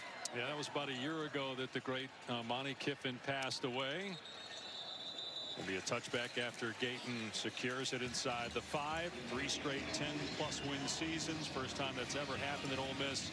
And Marty talked about how he improved himself. His image has been greatly improved. And if he were to leave and ends up not coaching this team, should they make the college football playoff, he would be the subject of a lot of criticism, of course, and might do damage to that image that he worked so hard to improve. Yeah, but to Marty's point and what you were saying, just mentally, physically, he's in such a good place in his life. He's proud of where he's at, and well, he's doing a great job here with this program. Taylor in trouble and dragged down for a sack back at the 22-yard line. That was Deshaun Womack, his 2nd sack of the year. Deshaun Womack coming off the edge on the outside. Haven't seen a ton of pressure here throughout the course of the day. The walls just come caving in on Kamario Taylor. Taylor with room and out to the 29. Just to finish up on what we were talking about there with regard to the image of Lane Kiffin. And talking with Kiffin this week, he told us he is not sure yet what he's going to do. We spoke with the athletic director, Keith Carter, before the game. He told us he believes Kiffin is going to stay at Ole Miss and said that Kiffin will let him know tonight or tomorrow whether he's staying here or going elsewhere. And there will be a discussion about if he goes elsewhere, whether he can coach in the playoff. Great move by Taylor to get a first down. Although the athletic director told us that he did not feel like ultimately that Kiffin would end up coaching in the college football playoff, but it's possible Kiffin could take his staff with him, which would make things interesting. Let's check in with Taylor for more. Kiffin, before the game, told me today, it's one of those things that's interesting. You find peace, you find happiness, and then you're forced with this decision again, and he's in the midst of it right now. And the ball comes out, but on the ground is Bothwell, and he lost it trying to pick it up. He got it back, though, at the 30-yard line. It was Womack that stripped it. It's going to end up being a loss of 7. Boy, Bothwell is very fortunate. When the ball is on the ground, you got to get on top and secure the football. He kind of just nonchalantly went to gather and pick this up. And he is very fortunate that he's able to get this ball back. Comes back on top of it. Disaster averted there in that situation. And Taylor, to your point, you know, wise man once told me, don't mess with happy. Lane Kiffin sure seems very happy where he's at right now. Where will he be come tomorrow? Everybody can't wait to find out. Toward the sideline, the catch is made. And stepping out of bounds is Boot. Go ahead and finish your story, Taylor, because I know you were going to touch on what happened 3 years ago with Lane. Well, it's been business as usual for Lane Kiffin. The hot yoga started a couple years ago, and this morning, 6 a.m., bright and early with family, he continued that. And so it's one of those things where he feels like he's in a good spot, but also there's the allure of other programs. So it'll be interesting what unfolds tomorrow, Dave. Well, you mentioned earlier about what happened one time. That was in 2022. He was flirting with Auburn, kind of in the same situation. Ended up staying, though, obviously, here at Ole Miss. Taylor on the move. Got to get the ball here and throw it away, and he does. Getting outside the pocket. And that was 3rd down and 10, though, so now it's 4th down, and they will have to punt it, trailing by 11 late in the 3rd. Big stop there for that Ole Miss defense. Kamario Taylor just running out of real estate, moving to his right. Nobody comes open down the field. Their defense going to have to answer the bell and find a way to come up with a stop.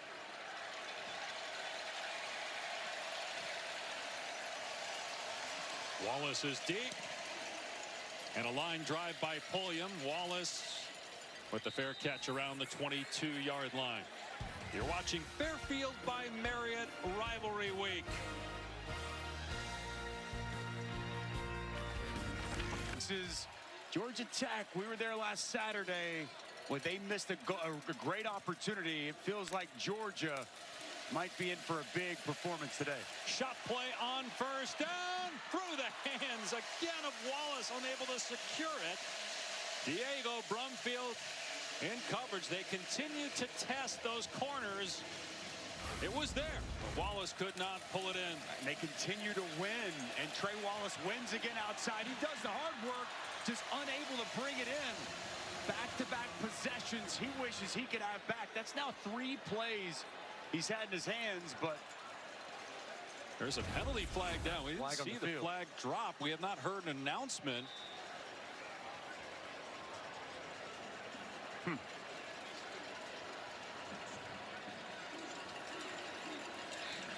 Now again, there was no announcement made by the referee, but a penalty on Mississippi State. 1st down and 10 on the Ole Miss 33. Lacey out past the 45 to the 47. There's another flag. We're being told that the last play was defensive holding on Brumfield, who was covering Wallace. Let's see what this flag's about. Only 1 penalty on Ole Miss so far. Offense, number 8. 2-yard penalty. 1st down. That's on the tight end, Daquan Wright. Well, it feels like, and maybe that's why Ole Miss went for the kill shot, that if they're able to get in the end zone on this drive, they can be very much in command of this football game, with Mississippi State struggles so far to get into the end zone. Got to push it to a 3-score game. It would definitely feel like be quite a bit of distance between these two teams. It has been a real struggle today for these defensive backs to keep up with these wide receivers of Ole Miss. Countless penalties we've seen called here on these Mississippi State defensive backs. 6 penalties in all on Mississippi State. Chambliss bottled up. That was a nice play by Calvin Dinkins in the hole to make the hit after a gain of about 4. But it's Jamil Burroughs who's going to make this play. Watch the big man just get vertical and disrupt everything that's going on inside. Good job just holding the point by Deakins. It's good defense all the way around by Mississippi State. 2nd down and long. Chambliss. Lee makes the grab at about the 38, so they get 10 of it back. It'll be 3rd down and about a handful here. Just an easy access throw off coverage and a good find there by Chambliss.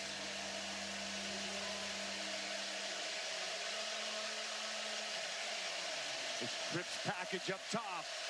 Watch him try to create something coming out of that. Or an easy throw for Trinidad Chambliss. They're 1 for their last 7 on 3rd down after starting 2 for 2. Chambliss pass in traffic is caught for a 1st down by Stribling. That was a dart thrown by Trinidad Chambliss. And it's out of that trips bunch, the top receiver. Watch him just work up the space. And you mentioned it. This ball comes out quick and comes out clean with tight coverage around Stribling.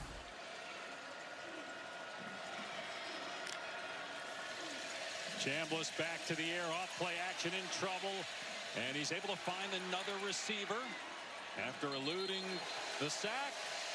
It's Caden Lee, gain of about 8. Chambliss, the Ferris State transfer, Division II school, which he helped win a national championship last year. He was the backup at the start of the year. Austin Simmons was the heir apparent to Jackson Dart. Simmons gets hurt week 2. Chambliss starts week 3 against Arkansas. And he and this team have not looked back. The only loss against Georgia, and they were up by 9 in the 4th quarter of that game. First down carry. Kewan Lacey inside the 35. Kewan Lacey is just so quick, and when he gets in the hole, that ability to jump, cut, and make people miss, second to none. Nice piece of running there to pick up that first down. Over 100 yards on the day, 6th in the country. 1,240 yards on the season, leads the nation with 20 rushing touchdowns, including 1 today. That is a school record at Ole Miss. And like Chambliss, a transfer, he was at Missouri, Lacey was, and carried the ball just 23 times last year. Leads the SEC in carries this year. Here's another one. He's hovering around 250 attempts on the season.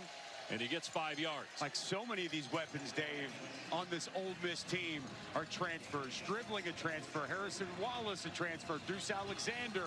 It's kind of been the method to a lot of the success we've seen for Lane Kiffin, replenishing pieces via the transfer portal. They don't have to snap it here. And they will not. That's the end of the 3rd quarter. 24-13. This presentation of the SEC. A quarter to go here in Starkville. Moments ago, Lane Kiffin and Taylor McGregor. 11-point lead going into the 4th quarter. How do you close this out? Well, we're right there. We just keep missing little things. We had the 3rd down with the guy open and just missed him. So we got to pop this thing open here and hit a touchdown here and get us a 3-score game and stop letting him hang around. Thank you, Coach. Dave? And that does feel, Taylor, like that would do it. If they can get into the end zone, make it 31-13, a lot to overcome for Mississippi State, in part because they really haven't been able to stop Ole Miss, giving up almost 400 yards of total offense yet again. One-on-one up top. Instead, Chambliss goes the other way, and the catch is made by Lee. And it's a first down. If Ole Miss wins, likely in the college football playoff for the first time, they would still need help to make it to the SEC title game. Mississippi State looking to get bowl eligible for the first time since 2022. A&M and Alabama would both have to lose if Ole Miss wins for Ole Miss to get into the SEC title game for the first time. No running room that time for Lacey. Also would be the first ever 11-win regular season in Ole Miss football history. Really just an unbelievable run we've seen here under Lane Kiffin. 3 straight 10-win seasons. Never happened in the history of the program. 4 out of 5 10-win seasons. The only other 11-win season was in 23 under Lane Kiffin. And now they're trying to make it 11 wins.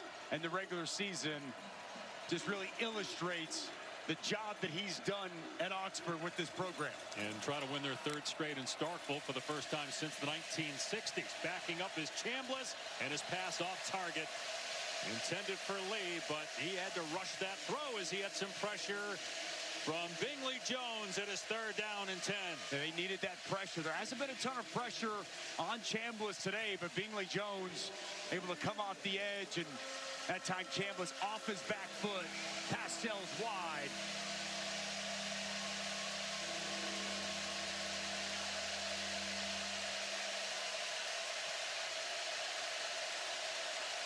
Biggest play of the game for the Mississippi State defense.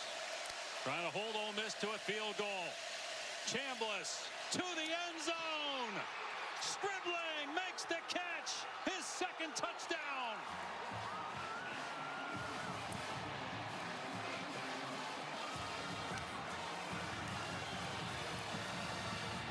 I mean, this pass is well placed, but the catch, the concentration and the adjustment by Stribling, contorts the body, high points it, and that foot is inbounds with complete control. And the second touchdown reception here for Dejon Stribling. But an outstanding job in man-to-man coverage, working on Brumfeld. And it's Trinidad Chambliss with his third touchdown pass of the day. And that was on 3rd down and 10. Well, the Ole Miss coaching staff knew it in training camp that if something happened to Austin Simmons, as the extra point is good, they felt very comfortable that Chambliss would be very good. What they didn't know is how he would handle playing in big games, in big moments after playing at a smaller school and now in the SEC. He has handled the road beautifully, doing it again here in Stark, but with 3 touchdown passes.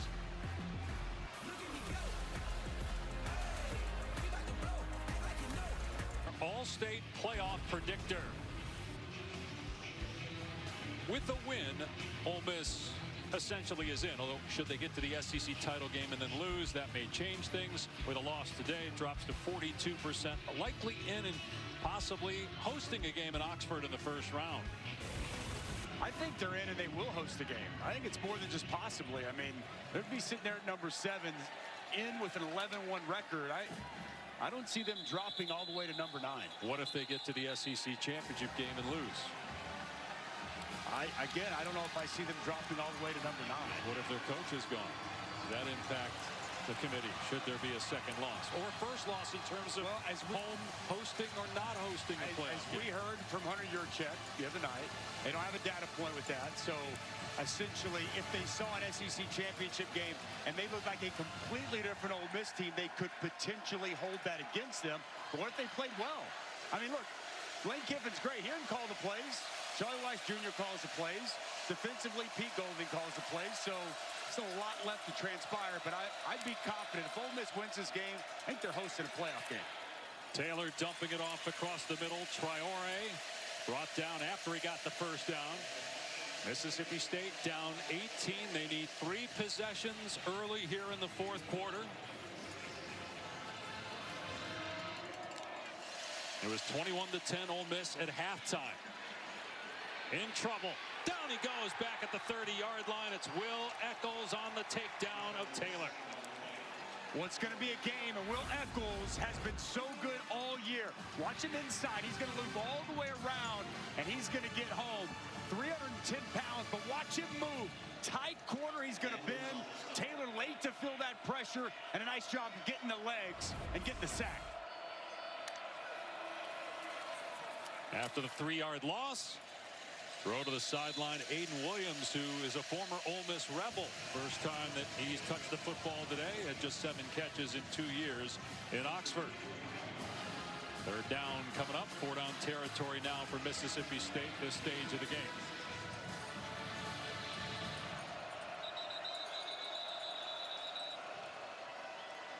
Might they look at this to see if Williams was in bounds on the sideline? The previous play is under further review.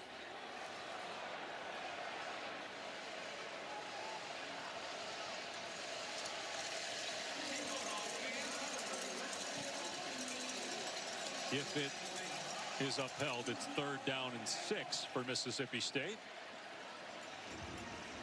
Mario Taylor's thrown for 136 yards, an interception that was deflected. It's also rushed for 99 yards. You see the right foot on the sideline, the left foot inbounds. Looked like the left foot hit first before the right foot went out of bounds. But did he have the ball at that point? It is so close and very tough to see from that angle where that entirety of that right cleat is. And again, if that left foot touches first and he's got possession, then the right foot doesn't matter at that point. But that, I think it's going to, I mean, I don't see anything that's going to overturn this call.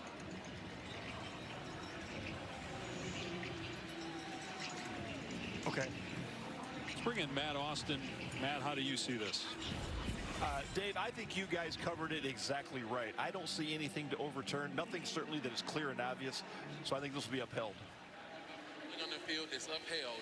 A completed pass. 2nd down. Thank you, Matt. And so that will make it 3rd down and 6. And we're clearly in 4-down territory, even though you're on your side of the field. Down 3 scores here in the 4th quarter. Mississippi State has to score on this possession. Team that beat Arizona State earlier in the year. Beat Arkansas for its first SEC win under Jeff Levy.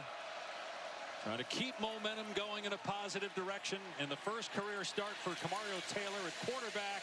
And with hard running, he gets a 1st down to midfield. Gain of 10 on the play. Nice job there by Taylor. Didn't like what he saw down the field. Gets downhill and gets a much-needed 1st down. 12-minute mark. Down 18. Over 100 rushing yards now for Taylor. Looking deep. Got a receiver. Knocked away. What a play by Wydett Williams. Brennan Thompson could not make the catch. Williams got a hand in there at the last second. Well, he has excellent closing speed. Watch the speed here of Brennan Thompson. He runs past Wydett Williams, and you see that closing speed. He gets that left hand in at the last moment and gets that pass breakup. You can't time it any better than that. That is extremely well done by Williams. And now it's 2nd down and 10. Pressure off the edge. Taylor checks it down. Traore got a 1st down. But again, the clock had Brennan Thompson been able to make that catch before Williams knocked it away. They'd be on the scoreboard. Clock would be stopped. They'd be kicking off. So even if they get in the end zone here, the time is ticking away. Needing 2 more possessions at least after this. Booth, nowhere to go. Dropped in the backfield. The first man there was Womack. This defensive line starting to make some plays. Womack is going to loop inside, going to get up, and you'll see Womack come from that defensive end position and get the initial contact, the tackle for loss. Cleaned up by Chambers. Taylor steps out and hoists it downfield, incomplete. Evans may have stopped running that time. Dushikin had a better chance to catch it, but Taylor maybe assumed he was going to go to the corner. Well, he wanted to go to Brennan Thompson. He wanted to hit that backside post, but it was well covered. So then he just continued to float and drift to his right and try to locate Anthony Evans. But it's well defended there by Ole Miss in the back end. Are you in definite 4-down territory, meaning here if you don't get this, you could kick a field goal, make it a 2-possession game? You need to just cut it to a 2-possession game here on this drive. Ole Miss comes after him, and Taylor can't take a sack and doesn't. He's able to get away, and he's able to do more than get away. It's inside the 10 and all the way for a touchdown. The ball came out, but that was after he crossed the goal line. What a run by Kamario Taylor. You can see why Jeff Levy made the change.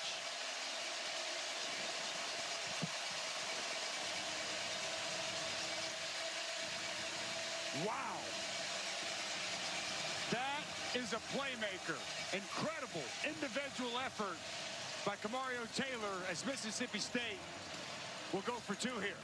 I mean, he could have been sacked a couple times, and then it's one thing to get back to the line of scrimmage and get positive yard. It's another to take it to the house from 35 yards out as we go for Dos, brought to you by Dos Equis. And you've got to get to it some point. So Jeff Levy electing, let's go ahead and get it now to try to cut this thing to a 10-point score. And the officials waiting here because they want to make sure that he crossed the goal line before the ball came out. And so they will not need to review it any further. He definitely was in the end zone. Empty set here for the quarterback, Kamario Taylor, going for 2.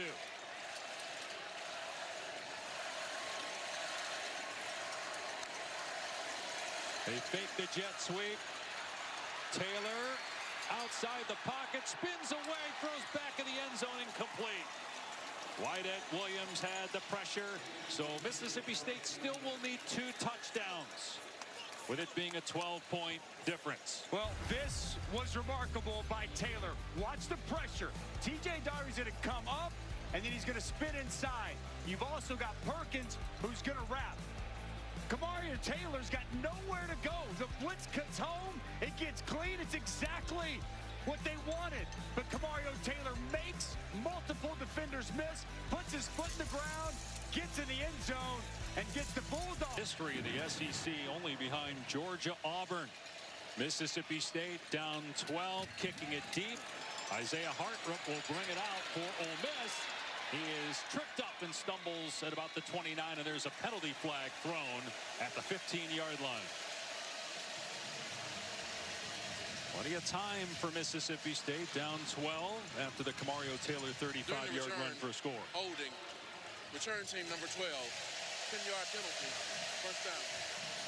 So that's on Damian Taylor.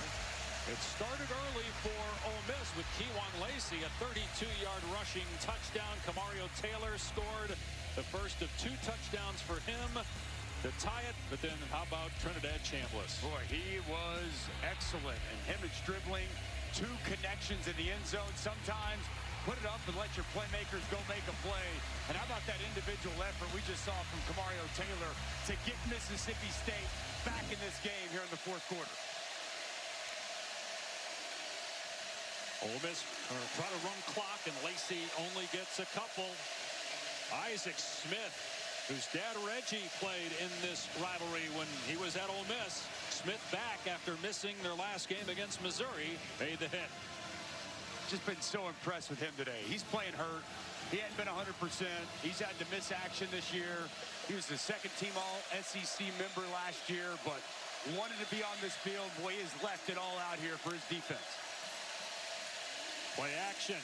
Chambliss throwing it downfield, and it's caught, and breaking away is Deuce Alexander. He's going to outrun 2 men. Touchdown, Ole Miss. 88 yards. And that might be the dagger.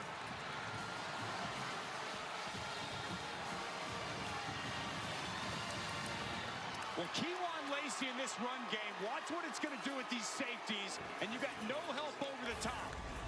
And Deuce Alexander, another weapon. Watch these safeties. Watch both of these guys come downhill, and you're just going to have one-on-one on the outside. The play action and the threat of Kewan Lacey pulls up those safeties. No one's over the top for help. And a nice grab by Deuce Alexander, and he's got outstanding speed as he takes it to the house. And Ole Miss over 500 yards of total offense. The defensive issues for Mississippi State continue. 4 touchdown passes for Chambliss, 359 yards through the air for him. The thing that jumped off the page at me coming into this game was the ball distribution by Trinidad Chambliss. The volume of wide receivers, include Daquan Wright in that, include Caleb Odom in that. Just the pass catchers that Ole Miss utilizes, as you see Alexander time that jump perfectly, and boy, crosses the finish line looking like a track star with that speed. But it's Stribling, it's Trey Wallace, it's Deuce Alexander, it's Caden Lee. They got so many different guys, and it's almost like Trinidad Chambliss, the perfect point guard. It's like, oh, you want to take him away? Okay, I'm going to go here. He's going to find the open man. He's going to find the matchup that he likes, and he has got more than capable players all over the field that if he can distribute the football to them, they can make you pay. The coaching staff for Ole Miss compared Trinidad Chambliss to Baker Mayfield. They said in training camp, we just saw him as a gamer. He made things happen. And it didn't matter who he was throwing to. And that is the case certainly here today with Ole Miss up 19. Take a look at our Nissan Heisman watch. Dusty made the point earlier. If Chambliss starts the season, plays 2 more games, he might be in this company right now with Mendoza, Saying Love, and Pavia. I think he would be. I really do. I think that those first 2 games cost him statistically. But obviously these guys are great. Julian Saying, how about that matchup with Michigan tomorrow?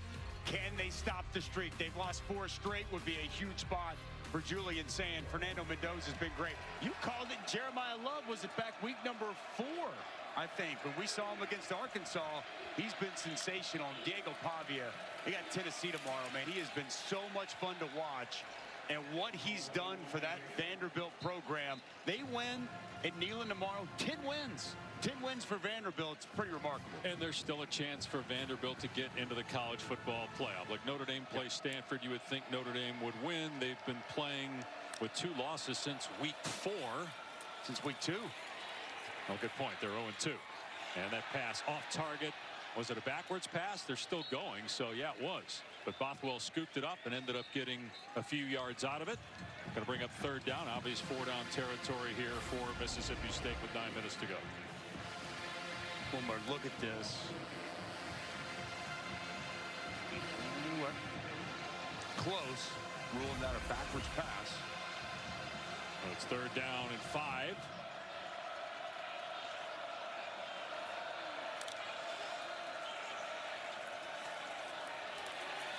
Taylor doesn't want to check it down. Trying to find a running lane. Bounces again off players and just takes off. Taylor runs for the sideline out of bounds at about the 40-yard line. He is fun to watch with the ball in his hands. The future is bright on offense for Mississippi State with him. They've got to get the defense fixed, though. And that's going to be something going into the offseason that Jeff Levy's going to have to look at and have to figure out. Now 8 straight games in SEC play that this defense has given up over 400 yards, and it's now up over 500 against Ole Miss. Taylor has a completion to Thompson. He's short of the line to gain. But to your point, yes, Kamario Taylor, and you knew it. I mean, even when we were here a few weeks ago, they told us this is the future, and the future is now. And you can see it's the running, it's the arm, it's everything that Kamario Taylor brings to the table in the buy-in. He's put in a lot of work to understand and learn this offense and get himself ready to play. Pass is high there from Taylor. Booth was the intended target. Now it's 3rd down. Clock stopped with 7:46 to go. We were talking about Notre Dame. If they were to stumble, there are other teams that could stumble, and then an SEC team maybe gets 5 in. SEC Conference gets a 15 in, I should say. Well, look, there's a lot. There's so much left to be determined, okay? I mean, you've got the Iron Bowl that's going to be huge. You've got Oregon-Washington that's going to be huge. You've got Miami-Pitt that's going to be huge. All those teams ranked ahead of where Vanderbilt is that are on the road in games that are going to be extremely competitive. It's what makes for such a great weekend of college football this weekend. Taylor, deep ball, underthrown, and incomplete. Thompson shaken up down at the 10-yard line.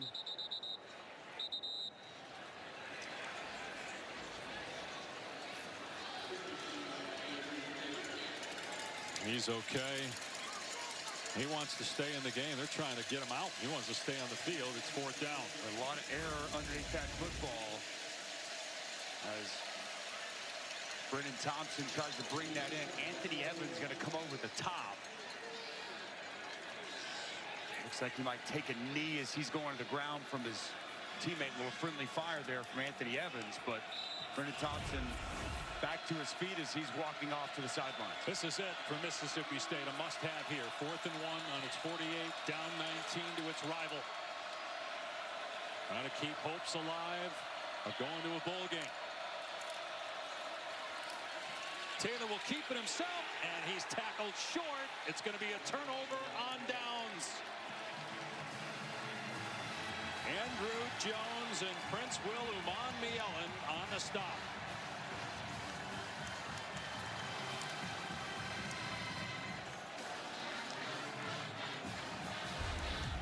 Well, T.J. Daugherty's going to come over the top, and he's going to make this play. Watch him just work right over and make this tackle. Joined by Andrew Jones, 44. It's a good read, and it's a big stop for Ole Miss as they're in complete control of this Egg Bowl. Back in Starkville. Ole Miss is 7 minutes and 31 seconds away from a likely college football playoff berth earned with a win 99.9% according to the All-State playoff predictor. They have a 38-19 lead over Mississippi State and will likely look to take some time off the clock here. Still a chance to make the SEC championship game. They would need Texas A&M to lose to Texas tonight on ABC and Alabama to lose to Auburn tomorrow on ABC. Gain here of about 3 yards for Kewan Lacey. What an incredible season. This is a team that lost 8 draft picks from last year. Lost the first-round quarterback. Lost 5 draft picks off their defense. Had to retool and reshape a lot of things. Very few starters, returning 4 starters back on this football team. And this was potentially a year that Ole Miss would take a step back. And all they're going to do with this Egg Bowl victory is put together the greatest regular season in the history of the program. It's quite remarkable. And obviously, I know it said 99.9, but boy, it sure feels like a certain thing that they are going to punch their ticket with this win for a college football playoff spot. First down for Lacey. Gain of 12. Lane Kiffin arriving this morning. Joined our conversation with athletic director Keith Carter when we were just chatting about Lane's future.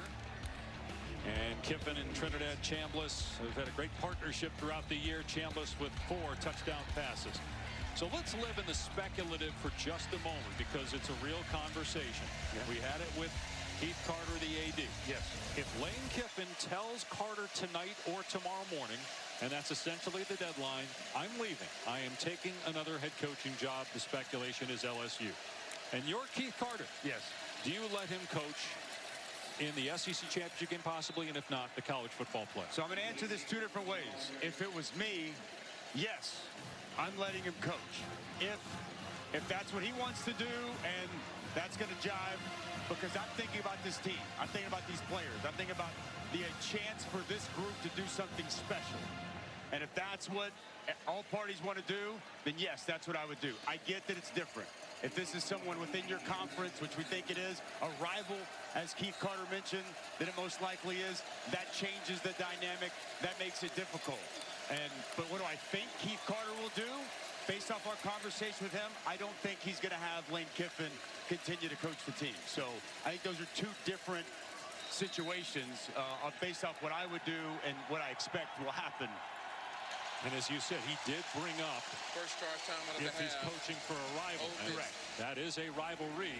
He did mention it is on the table for discussion, but it did not seem like that's the likely outcome. But again, he told us he believes Lane Kiffin is going to tell him tonight or tomorrow morning, I'm staying at Ole Miss. Yeah, that's the big point, is that from where he's standing, he thinks that they're going to keep him. He thinks that Lane Kiffin's going to give him the word that he's coming back. So a lot of this conversation is much ado about nothing. But this is the conversation that everyone is having. Yep. This is the biggest conversation and biggest topic around college football. So I think it is proper that we have the conversation. I'm also going to say this, and I know what Hunter Yurachek said the other night. I think it would be a travesty if this team is punished because their head coach takes another job. I do not think this team should be punished if Lane Kiffin is not coaching them. They don't make the SEC title game, and they're in the college football playoff. This team has earned the right to host a playoff game in Oxford, Mississippi. They should not be punished for their head coach not being there, and we have no indication based off what Hunter Yurachek said that would happen. But I'm just... Lacey hurdling Brumfield that time. Because that's where I come from in a lot of this as a former player, and putting myself in the position of these players. Well, that's what I thought as we watched the hurdle here of Brumfield. That's what I thought was interesting, maybe as interesting as anything. And you asked Keith Carter about this. He said our number 1 concern is the players. Right. But aren't you, if you don't allow Kiffin to continue to coach the team in the postseason, if Kiffin leaves, aren't you punishing the players? It would feel that way to me if I was a player. But again, this is a dicey situation. And one aspect we have not talked about, I thought it was very well done last weekend on College Game Day. And I thought what Nick Saban said when we talk about the calendar of college football, like, let's be honest, The fact that next week on Wednesday is National Signing Day is ridiculous. On the week of conference championship games and before our playoff, we're going to have National Signing Day. And then whether the portal's open or not, the portal's open. I mean, there is deals going on and offers being made all across college football right now. The reality is, and we talked to Lane Kiffin about it this week, we've heard Nick Saban talk about it, college football has got to get more on an NFL-type calendar so that we can prevent coaches from being in these situations and everything that's going on. I'm not trying to absolve, you know, Lane Kiffin or anybody else, or people want to be upset, but the calendar does currently not make sense, and the quicker we can get to a calendar that makes more sense, the better.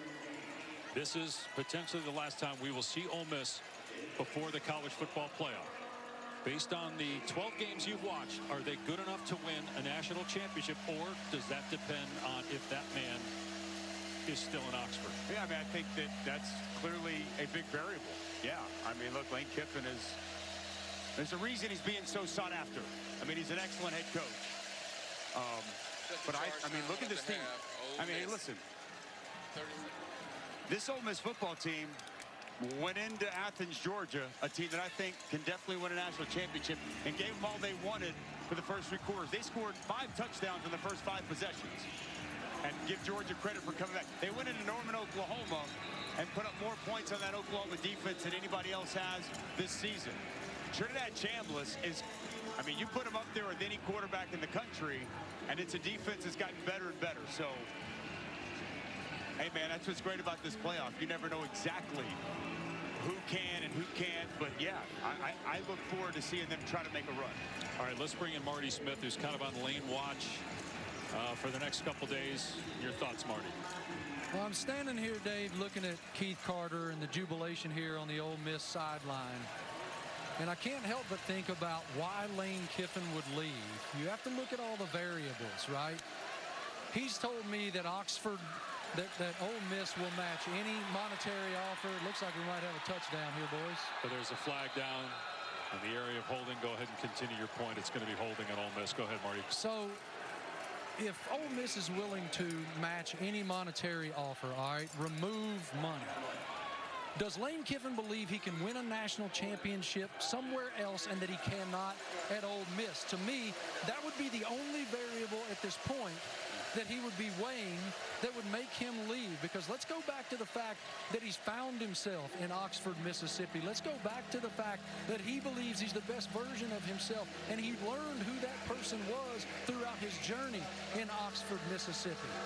Yes, LSU is a fantastic place, top 3 job in the country, but there is no monetary value for fulfillment and peace, in my estimation.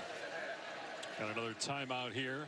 Well, we'll find out. And you have to wonder again, we were told from Keith Carter there's been no ultimatum, but clearly it is a decision that is more by the administration than it is by Lane Kiffin in terms of the timing, being tonight or tomorrow morning. You wonder if that pushes Lane Kiffin in another direction. Also, the chance of bringing staff members. I mean, that's the thing here is it's one thing, it's ridiculous enough to think about the possibility of a head coach not being there to coach his team in the college football playoff.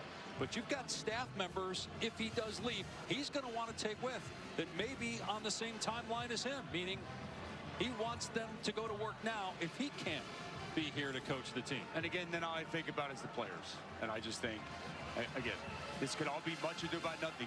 We may find out Marty Smith may be with Lane tonight on Lane Watch, and we may find out tonight that he's staying right there in Oxford. But if what you just spelled out transpires, I just think about this team and these players and how unfortunate that would be for them. It would be nice. Hopefully next year we're not having these conversations because, to your point, Dusty, the calendar's been changed and we won't need to have these conversations at the end of the regular season as Alexander takes the jet sweep down to the 12-yard line. Mississippi State's going to call a timeout. Georgia Tech is up next. Texas A&M tonight. I want to ask you about that game because A&M is unbeaten. They're currently number 3 in the college football playoff rankings. Arch Manning playing his best ball of the year right now, maybe. Texas have a chance in that one in Austin. Of course they have a chance in that game. It's going to be a fabulous game there tonight. Sean McDonough, Greg McElroy going to be on the call. And Arch Manning, it's fascinating. He's got 31 total touchdowns accounted for. He has really picked it up. Better accuracy, just doing a better job overall running that offense. But they don't have a great running game. And I look at that A&M offense. I think they're more complete. I look at their offensive line, their ability to run it. Marcel Reed, so dynamic as a runner. And Casey Concepcion, Mario Craver, I think they're going to really stress that Texas defense. And maybe the key for this in me is Cassius Howell in that third down pass rush, one of the best in the country. I think they may give Arch Manning and that offensive line some fits on crucial situations. But that's going to be a fabulous game, and so grateful that rivalry is back being played every year now. 4th down and 5. And just think, they were down 30-3 at halftime just a couple weeks ago against South Carolina, at the biggest comeback in school history to stay undefeated. They win and Alabama wins tomorrow in the Iron Bowl on ABC, and those two teams will be in the SEC championship game. And the Ole Miss fans start to celebrate. Chambliss was getting them fired up, telling them to stand up here on the road in Starkville. And coming up next on ABC, can Haynes King and Georgia Tech bounce back? Lost 2 of their last 3 games. They faced Georgia in a game that went to 8 overtimes last year. I'm intrigued to see how he bounces back. He struggled last week with a chance to clinch an ACC championship game spot. Now he's got a chance to finish with a 10-win regular season and beat that in-state rival Georgia. Look at that potential first-round game right now, according to the bracket in Norman, between Notre Dame and Oklahoma. Oklahoma plays LSU on ABC tomorrow at 3:30. A chance for your Sooners to clinch a spot in the college football playoff. Big one against LSU tomorrow. That's 3:30 on ABC. What a year for Brent Venables. That defense has been nothing short of outstanding all season. Chambliss on 4th and 5, rolling out here. And throwing incomplete. A turnover on downs with 2:50 to go.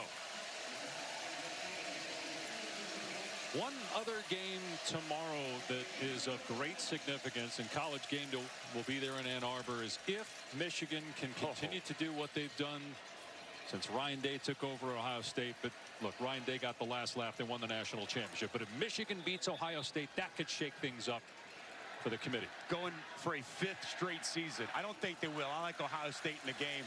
That defense against Bryce Underwood, a freshman quarterback, I think will be too much. But if that's not the case and Michigan wins, there's a scenario where Michigan can find its way to the Big Ten championship game, and at the very least in the conversation for one of those at-large playoff spots. Just what a weekend of college football, man. This is incredible. Taylor's pass is caught by Thompson.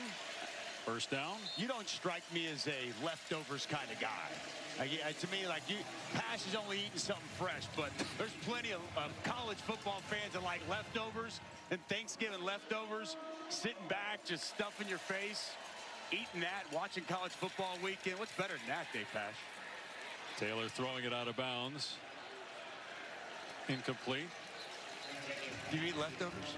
I do, but I'm on the road right now, so it's just, you know, I'm eating whatever's open tonight. You've never taken food to go when we go eat dinner together.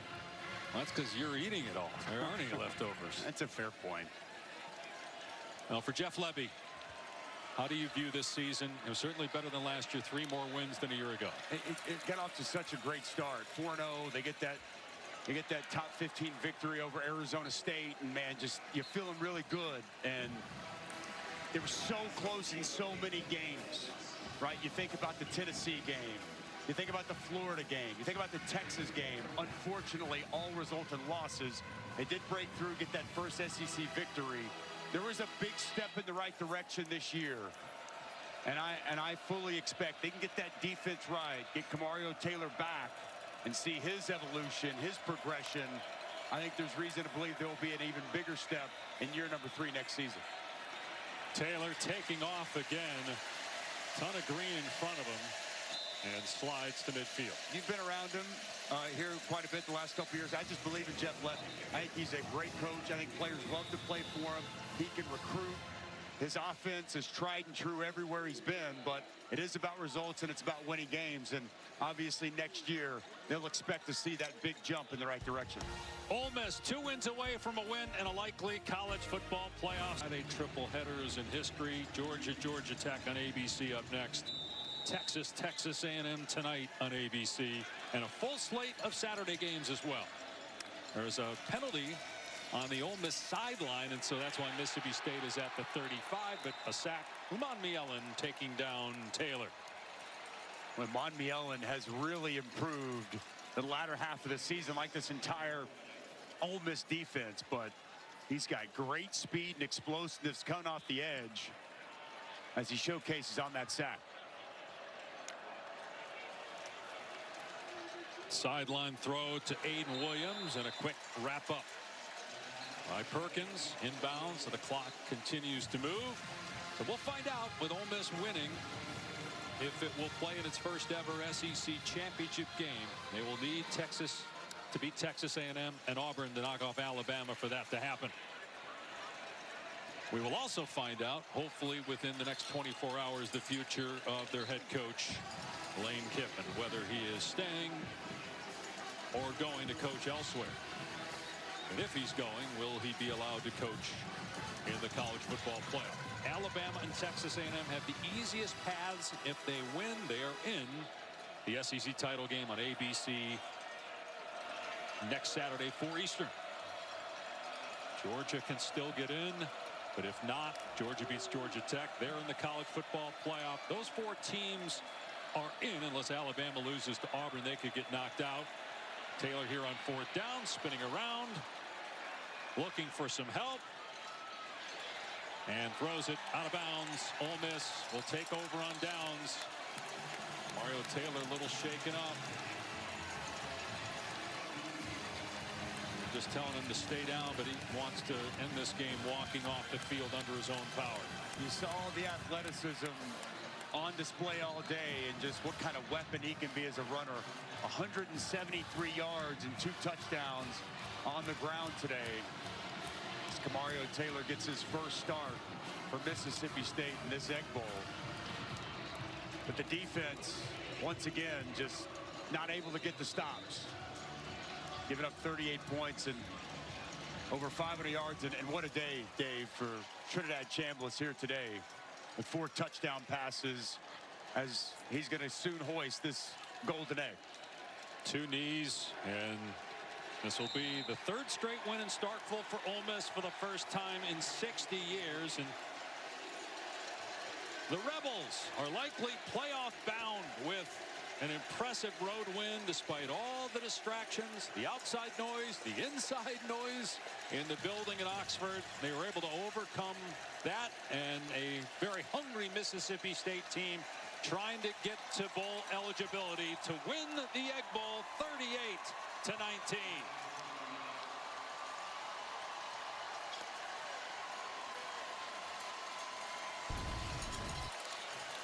First 11-win regular season in the history of Ole Miss football. Their 2nd overall season in the last 3 years with 11 wins. Lane Kiffin exchanging pleasantries with his former assistant Jeff Levy. Our Taylor McGregor getting in position to talk with Coach Kiffin. And Taylor taking away. Thank you, Coach. Coming into this season, there was so much uncertainty with this group, how talented you guys could be. You just closed out the greatest regular season in Ole Miss history. You're all but guaranteed a spot to go to the college football playoff. How was this group able to come together to make this happen? Well, I think it's an unbelievable job by these players. You know, we only returned 2 starters from last year. We were picked, I think, 9th or something in the conference. So for these guys to overcome adversity throughout the year, play really well. Like, they played a great second half today. So I'm just really happy for our fans, for our players, and you know, all the stuff they dealt with all week from outside people saying that they were distracted to his noise. Man, this is what these guys do. They've been dealing with it for a long time. So I think it actually brings them together, and they play like that because of all the stuff outside. And you know how hard it is to achieve something like this throughout a season. What are you most proud of that this group did? Well, I mean, if you get to 11 wins, if you do something better than it's ever been done before in the entire state and get to 11 regular season wins, and then I think this is 3 Egg Bowls in a row, first time in over 20 years for Ole Miss, so it's really remarkable what these players, assistant coaches were able to do this season. You told us this week you had not made up your mind as to what you would be doing next season. At this point, have you made up your mind?